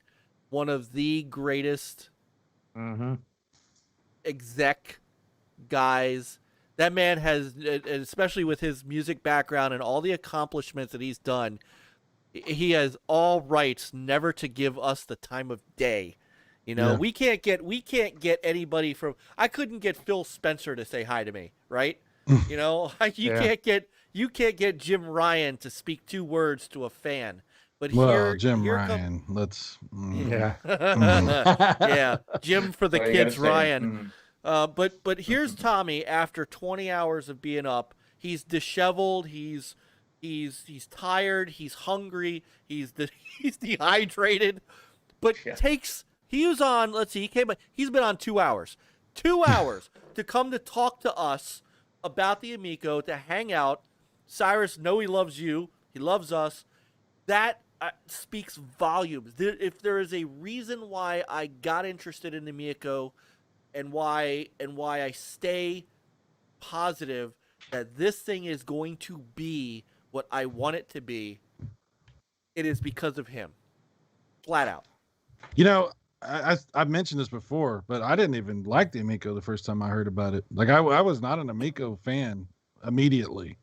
Like it wasn't until I talked to him and he explained what it was, and I got an understanding that this was going to be like, oh, we're actually bringing back Intellivision games, and you know, there's a lot of thought and care. And the reason I didn't like it was because I'm an Intellivision nut, and I was like, who does this guy think he is bringing about another Intellivision? And then I was like, as soon as I talked to him, which by the way, thank you, John, for making that happen, Retro Bro. As soon as I had a chance to talk with him and he had a chance to explain what was up, it's like, God, what was I? Like I had all these hang-ups and stuff, and I was like, why was I thinking all that? And I looked at it and I'm like, this actually does look fun, and I'm interested in this. And, you know, unfortunately, you know, there's been a lot of unnecessary stuff that's gone on, you know, and once you talk to Tommy and you understand what he's really doing, and you play the console and you understand what it really is, you kind of look back at yourself and you feel like, what, you know, like, I wish we didn't have to be so nasty to each other. You know, I wish people could be more like real, you know, instead of so like ready to judge each other. You know, we're ready to be the judge and jury about everything, you know. It's like, maybe chill out, maybe just chill out, you know. But yeah, and I can tell you this, but you can believe what we think, the guys that have played it, the people that have played it, or you can not. That's fine. I don't care. I'm not trying to sell anybody anything. I don't work for Tommy. I get no money from Intellivision or Tommy or anything related to any of that. I don't, or the museum or none of this stuff, right? But I see something that I'm interested in, and I want to talk about this thing that I'm interested in. And I've made friends with Tommy. Man, that'll tell you something about the character of Tommy Tallarico. right? For me to walk into a conversation kind of hostile towards Amico and end up being friends with the guy, to the point, to where he's trusted me with all kinds of information and invited me to events and all this kind of stuff.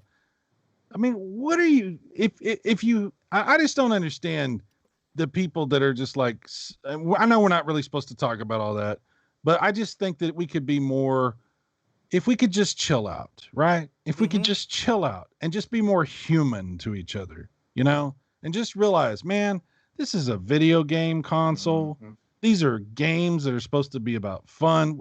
If you don't have fun playing video games, if video games are something that causes you anxiety and stress and makes you feel angry and all that all the time, maybe this isn't for you. Maybe gaming isn't for you, right? Because gaming is supposed to be an escape from stress, an escape from the BS of normal day life. The gaming is supposed to be a hobby of interest and fun. And that's what it is to me. That's what it is to you guys. I can tell just from, Free, and that's what it's supposed to be, right? Exactly. Yeah. That's what we keep trying to spread, out. We're all about positivity, coming together and gaming. That's what the Gamers United Guild, the reason why we came together, to help be part of, be family, help each other, share this passion. And then, like we were saying earlier, with meeting Tommy last year, and it's just been great, meeting everybody from the Amico family coming in. You're here with us. It's just awesome. Yeah. No matter what you're gaming. And that's what we're all about. So yeah, I appreciate you, saying all that and being here with us. Yeah. I'm so grateful to you guys. Mullis, you invited me into your house, into your home here, right? Your virtual home, whatever. Mm-hmm. Thank you for trusting me with this. Thank you for allowing me to take part in what you've built here. Okay. I don't deserve the kindness and, the leniency and the understanding that I get from so many of the people in this community. I'm just who I am, and I'm not a perfect person, right? But I appreciate it so much because I've seen what it's like out there, and it is like you were saying with the PlayStation and Xbox thing. Mm-hmm. That's just one example. It is so nasty out there. Yeah. Mm-hmm. And I think somebody on the outside, if you're looking at this community, look at us for what we do and for who we are, and make your own assessment, right? If you think we're weirdos or whatever, just look at what we do. If you're concerned, are we positive or negative? What kind of message are we about? What are we promoting? Just look at the videos and the content. Look at the character of the people that you see doing videos like what you do on your channel. And it's not, I mean, I'm not convincing anybody of anything. I'm not selling anything. I'm not trying to paint a picture of anything. I'm saying make up your own mind based on what you see. If you think this community, has a positive atmosphere and is inclusive and is promoting something good, then you form that opinion based on what you see. I leave that completely to the viewer. But I'll tell you what, I think it speaks for itself. Mm-hmm. I think it does too. And I think it speaks to, look at the folks who are really starting to pick up steam and succeed, and you look at their content. Yeah, the thing about drama content is it gets you some short-term hit, but it doesn't get you long-term view. It doesn't get you long-term sub. It doesn't get people. We had 6 people join us tonight, join our membership tonight, and I have been known to get emotional about our friends and how they support us and how what we try to do is just bring positivity into gaming, to get away from, our goal was always for NLG to be a place people could go to get away from all that other stuff.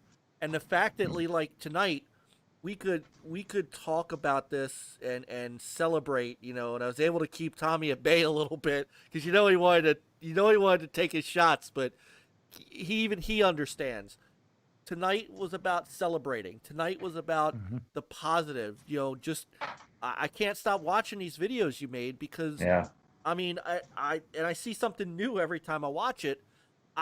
This is what it's all about. And if we could give people 2 hours, 3 hours. I mean, sometimes we go a little long, but if we could give people a couple of hours of just get away from that nonsense and come and talk games and be part of something, then we're happy to do so. And Cyrus, it's an absolute pleasure to have you tonight. It really is. And it's funny. Like I said, I told you before the show. At one point, because we didn't talk a lot in the chat, I'm like, I don't think he likes me. And so once we got onto Amico After Dark and started to really talk, I mean, and plus I've seen your content. I've been on your channel, so I've seen the cool stuff that you've done and the games that you play. And I was a fan of your ease videos and stuff like that. And it's what I gravitate to. And having these guys with me, again, we just love games, and all we want to do is enjoy that. And if we can bring some fun and some happiness to some people, that's all the better for us.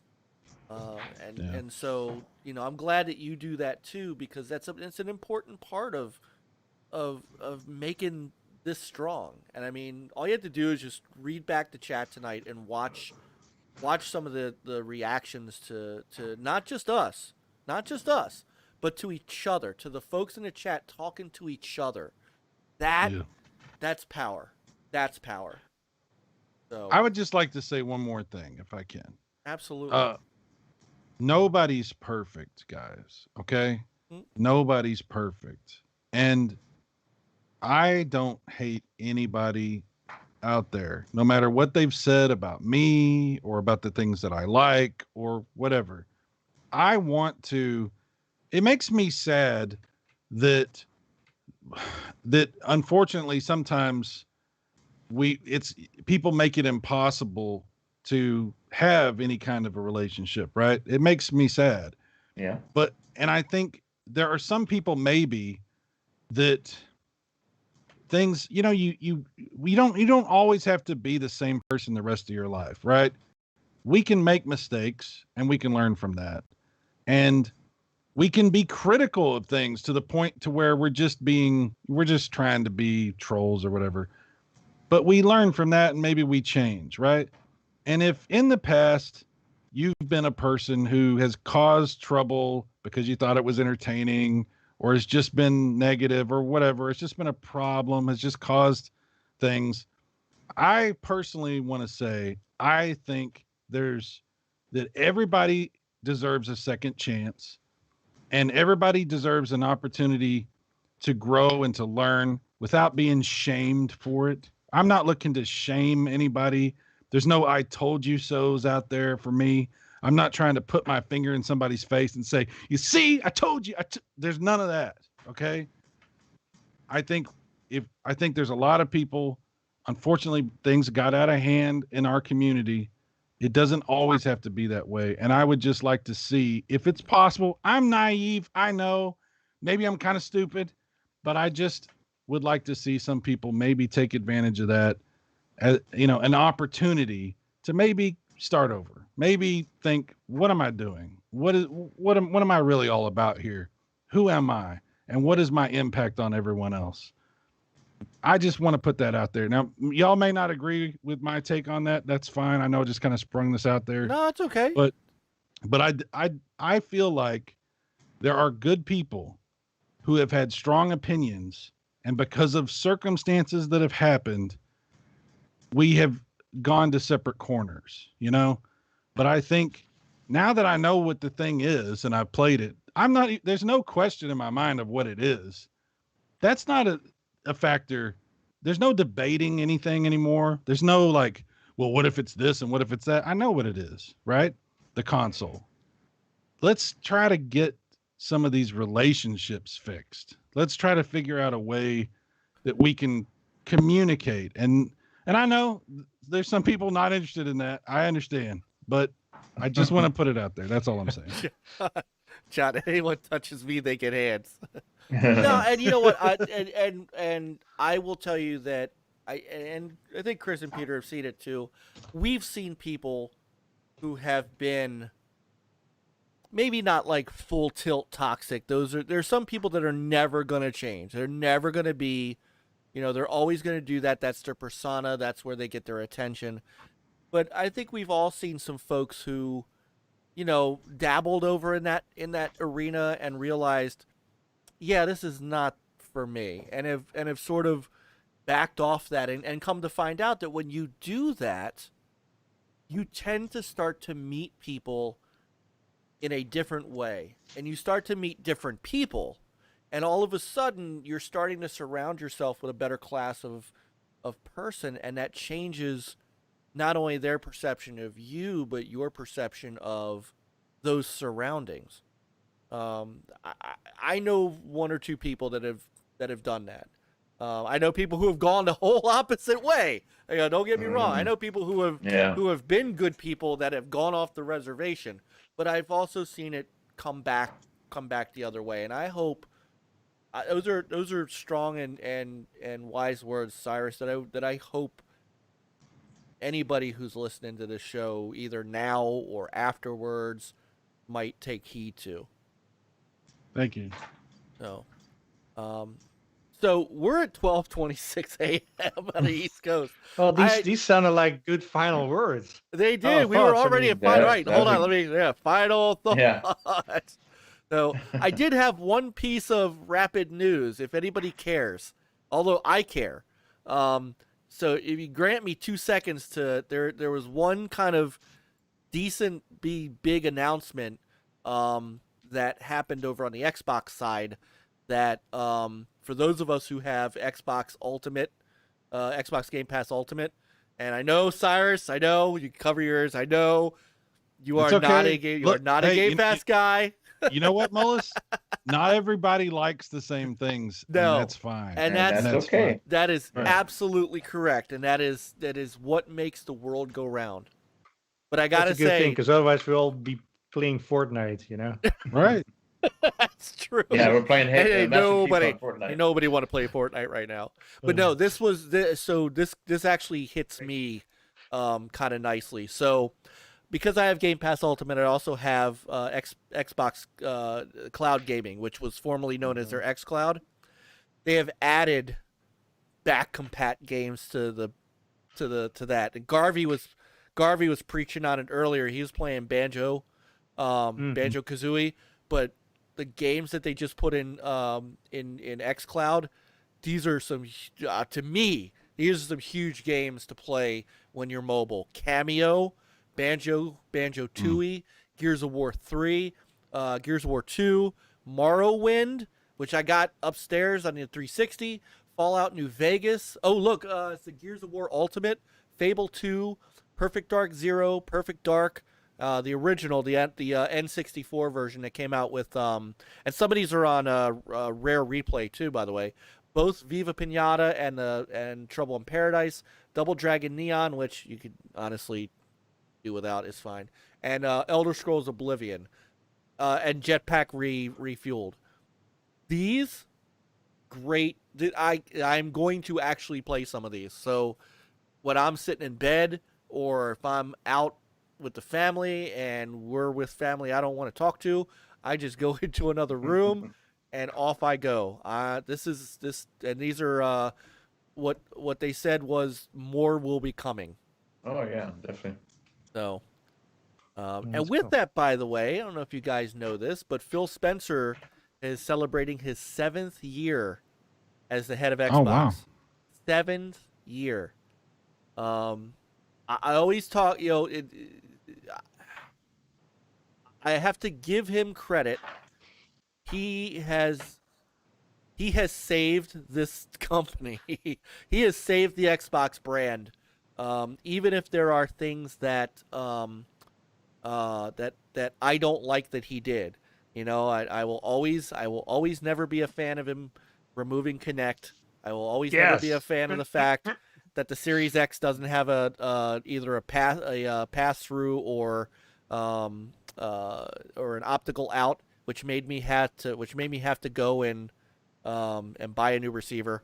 There are some things that he has done that I'm not a fan of, but when you see where Xbox is today versus where they were in 2013, yeah. And they're this is at a time when we talked about it last week, when Sony is shutting down, you know, they're preserving games when Sony is shutting down stores that you can't buy PS3, Vita, and PSP digital games anymore, and Microsoft's bringing backward compatible games into their service for game preservation purposes, among everything else. Yeah, what really sucks about about those store closings is like there's still people like developing games, like PS Vita games, etc. And they hear it at the same time as we do, saying like the store's closing, and it's like that's really unfortunate. It's like, dang. Yeah. Yeah. Luckily, you can still download your games. We found that out, so they won't. Yes. They're not taking. So Garvey, I know Garvey probably went to sleep, but we were all concerned about that. They're not taking away the games. So there you go, Pizza. OEB Pete says, I played 4 hours of Outriders for free since last night. Xbox rules. End of story. So, Yeah. I don't know, Retro Bro. I mean, don't get me wrong. The 360 years were some money years for Microsoft. But what they're doing now is kind of in a different realm. And you have to kind of decide for yourself whether or not it's better or not. You know, Microsoft, Sony, Nintendo are all going on these different paths. And you have to choose which path is more in line with what you want as a gamer. And that's what the great part about having multiple ways to go. Or if you're, you could go back and go hit the retro. I mean, I've done that a lot. I've rekindled my love of the retro stuff. I got my 360 right here, actually. I really like the Xbox 360. I understand what John's talking about, and I understand what you're talking about too, because in 2013, if Phil didn't jump in and do something, we know. I mean, that was going to a bad place. And not towards the end of the 360, by the way. Remember that the end of the 360 was really Kinect Sports, and don't get me wrong, those were great games, but development at the end of the 360 era was not what it was earlier in that cycle.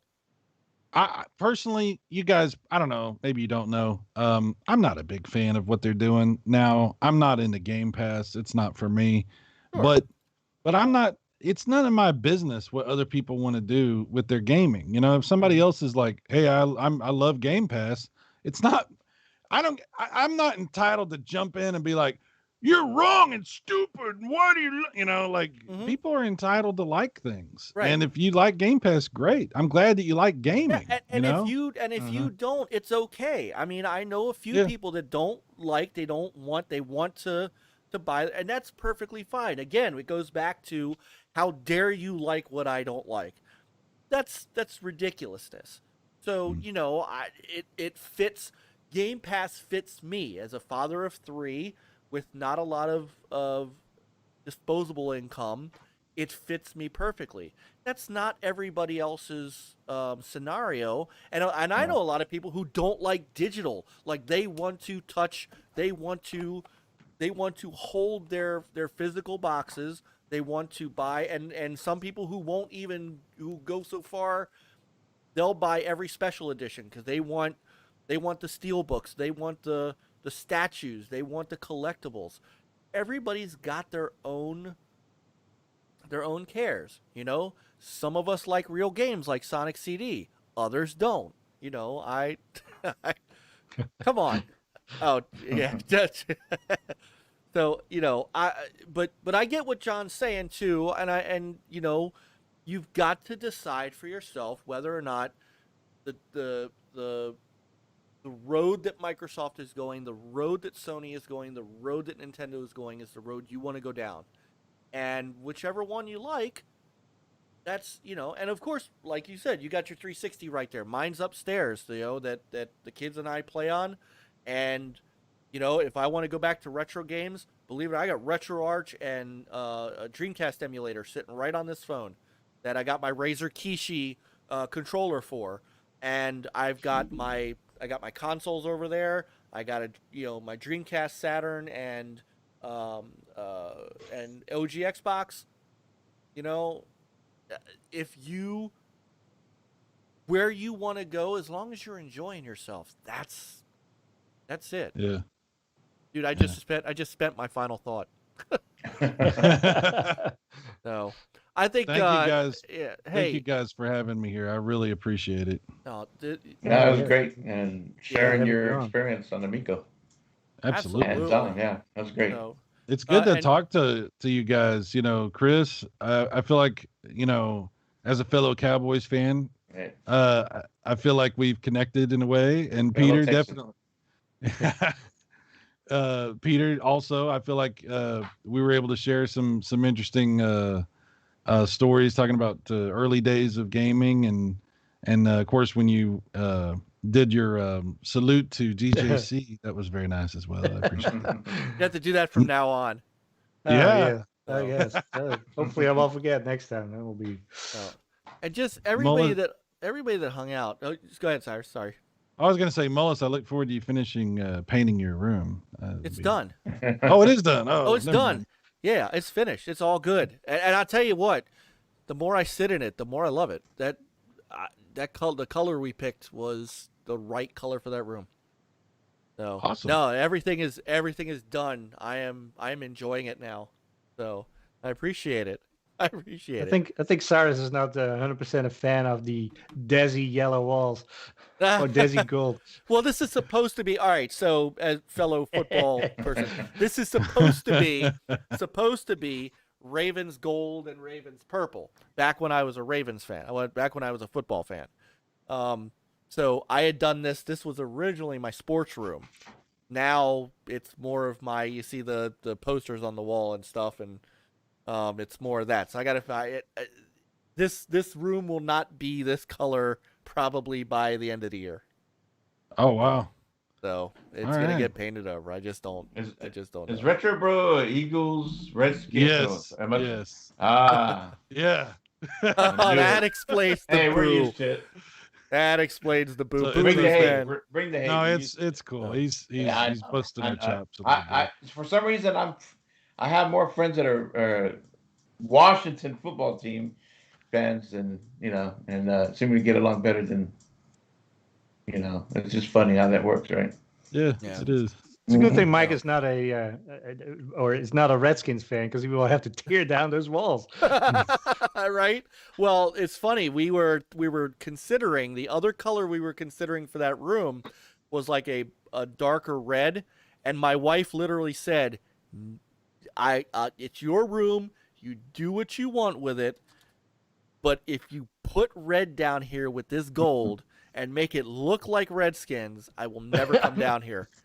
And so I did not. There you go. Grudge said we need the chat to pick the color. Black and orange. You know what? Orioles. I think I'm gonna do that. I think I'm gonna put on our Twitter, on the NLG Twitter. I think I'm gonna let our fans pick my wall color. Let's see what happens. Oh no, you don't want to do that. You don't want to do that. This is not going to a good place, Mullis. That's taking us down you're going down a path I can't follow. There you go. See, red and bronze, go Bucks. There you go. Coop came at the end of the show. Said, "I'm here. You can start now." Oh my God! Talk about another great gamer, Cyrus. SuPRCooPR. He's family. Yeah. Oh, all right. And to you, I mean, we had almost 50 people watching tonight. I know some of that's you, Cyrus. Some of that's Tommy, but we're still almost 30 strong, and we're at 12:38 a.m. here. And I just want to, again, you guys, the chat, I can't thank you enough for hanging in there with us tonight and being part of this. You guys make us who we are. Otherwise, it's just three of us talking on an Xbox Live party. You guys make us want to be here every Thursday night, even when we're, a long week, and we look so forward to these nights. So, chat, thank you, Cyrus. Thank you so much, man. Seriously, it is becoming a blessing and an honor to get to know you. It really is. I'm just glad you don't think I hate you now. That's yes, I do feel better about that. So, like I said, I think I have resting bitch face or something. Like, resting bitch chat. Yes. I said, I'll tell you, ask Geeks, ask Nick. I said, Nick, I don't think he likes me. But no, it was great having you. You are welcome back anytime. I'm going to come and talk games anytime you want. Just hit me up and say, Mike, you got room tonight. We usually do because we book our guests normally, but it's usually just the three of us. So you want to come on and talk games, you got an open invitation. Thank you. So, thank you very much, guys. I appreciate Welcome that. to the NLG family, brother. Yep. Thank you. Yeah. Tell everybody where they can find you. Videogamevirus.com. It'll take you straight to my YouTube channel. Holy shit. It's just it goes straight to my YouTube channel. Oh, okay. That's ingenious. Holy crap. I didn't even think about that. Hold on. It says bad gateway. Videogamevirus.com. Is it not working? It's not working. It worked when I went to your Twitter handle. It worked there. No. Let me see what's up. Hang on. Yeah. And I want to give shouts out while he's doing that to OEB Pete and Retro Bro. These guys have been it's on top working. of the Amico, the Amico stuff, and I know Pete's been really good at giving me the Jewish mother guilt, but because I've been on Amico After Dark, but Amico All Access is one of my homes. I always, even when we're moving around times, Pete always knows that I do whatever I need to do to try to be on. We're even going to be on apparently Easter Sunday because I said, hey, I'm not doing anything. So Pete's like, all right, let's go. So I mean that honestly I've been replaced by a pillow. So I mean seriously, these guys, I've really enjoyed being on After Dark, but Amico All Access where Retro Bro goes and cleanses sins. It is. Yeah, it really is. It's the it's right. It's the but they both love their shows. I love being on with Pete. And Pete's just awesome. I don't know, she just is. So that's the only man I know who can smile while being angry at the Polymega. So Yeah. Oof. yeah. So, all right, guys, we're gonna get on out of here because it's 12:42, and I don't want to keep you guys up all night. So thank you everybody in the chat. If you are still up for pop culture and movies and shows and stuff, the Fun Pop podcast, which is Mav Fun Speculation, he's still going. They're still going and talking about tonight. They're talking about Godzilla vs. Kong, the new Thundercats movie, and Falcon and the Winter Soldier, which I have to catch up on. So go head over there. They're down in the description as well. And then tomorrow night is Xbox Ultimate, which is a great Xbox show. And actually, Boomstick and Noof Nukem are going to be on. And then after that, we all get together to play Halo. And then Sunday, of course, is going to be... PM into PM is coming back for a one-off soon. You gotta let me know when. Nice. I think there's an indie game show on Sunday. Chris, you... No, you there's guys an just indie game wrapped up? show Saturday, but I won't be on. Maybe, I don't know. But yeah, there All is a... Yeah. Okay. And then Sunday night at... The Retro Bro. The Super Chat Sonic CD sucks. Damn it. I He can't just wanted to hear respond to you that. say it, He Peter. just... That's what that's right, he about. wanted to Yeah, hear probably. Peter say it. I love you, John. We are going to have that battle, though. That cage match is coming, where we are going to discuss Sonic CD. And then on Sunday is a whole bunch of shows I can't even rattle off. It's going to be a lot of fun on Sunday. And we'll be back next Thursday night at 9 p.m. Eastern Standard Time. Thank you, everybody. Y'all rock. Cyrus, thanks again, brother. It was great having you on. Peter, Chris, another great show in the books. Absolutely. And our thanks once again to Tommy Tallarico, who the point I was going to make earlier was this guy made some of the greatest music that I idolized and grew up wanting to be like, and the man calls us his friend. If you had told me that 20 years ago, I would never have believed it. That I'm friends with an idol. That doesn't happen. And so we want to thank Tommy once again for taking the time to hang out with us, even after a long day. You can't tell you how much that means. So, all right. I'm going to play the closing video, and we're going to get the hell out of here. Everybody have a wonderful night. Have a great weekend. Pick up a controller and play. Peter, Chris, we're going to do some Outriders, right, this weekend? This weekend, yeah. All right, so we're going to stream some Outriders, and we'll get going on that. So, good night, everybody, and play on, gamers. Game on, guys. Later, everybody. You have a good weekend.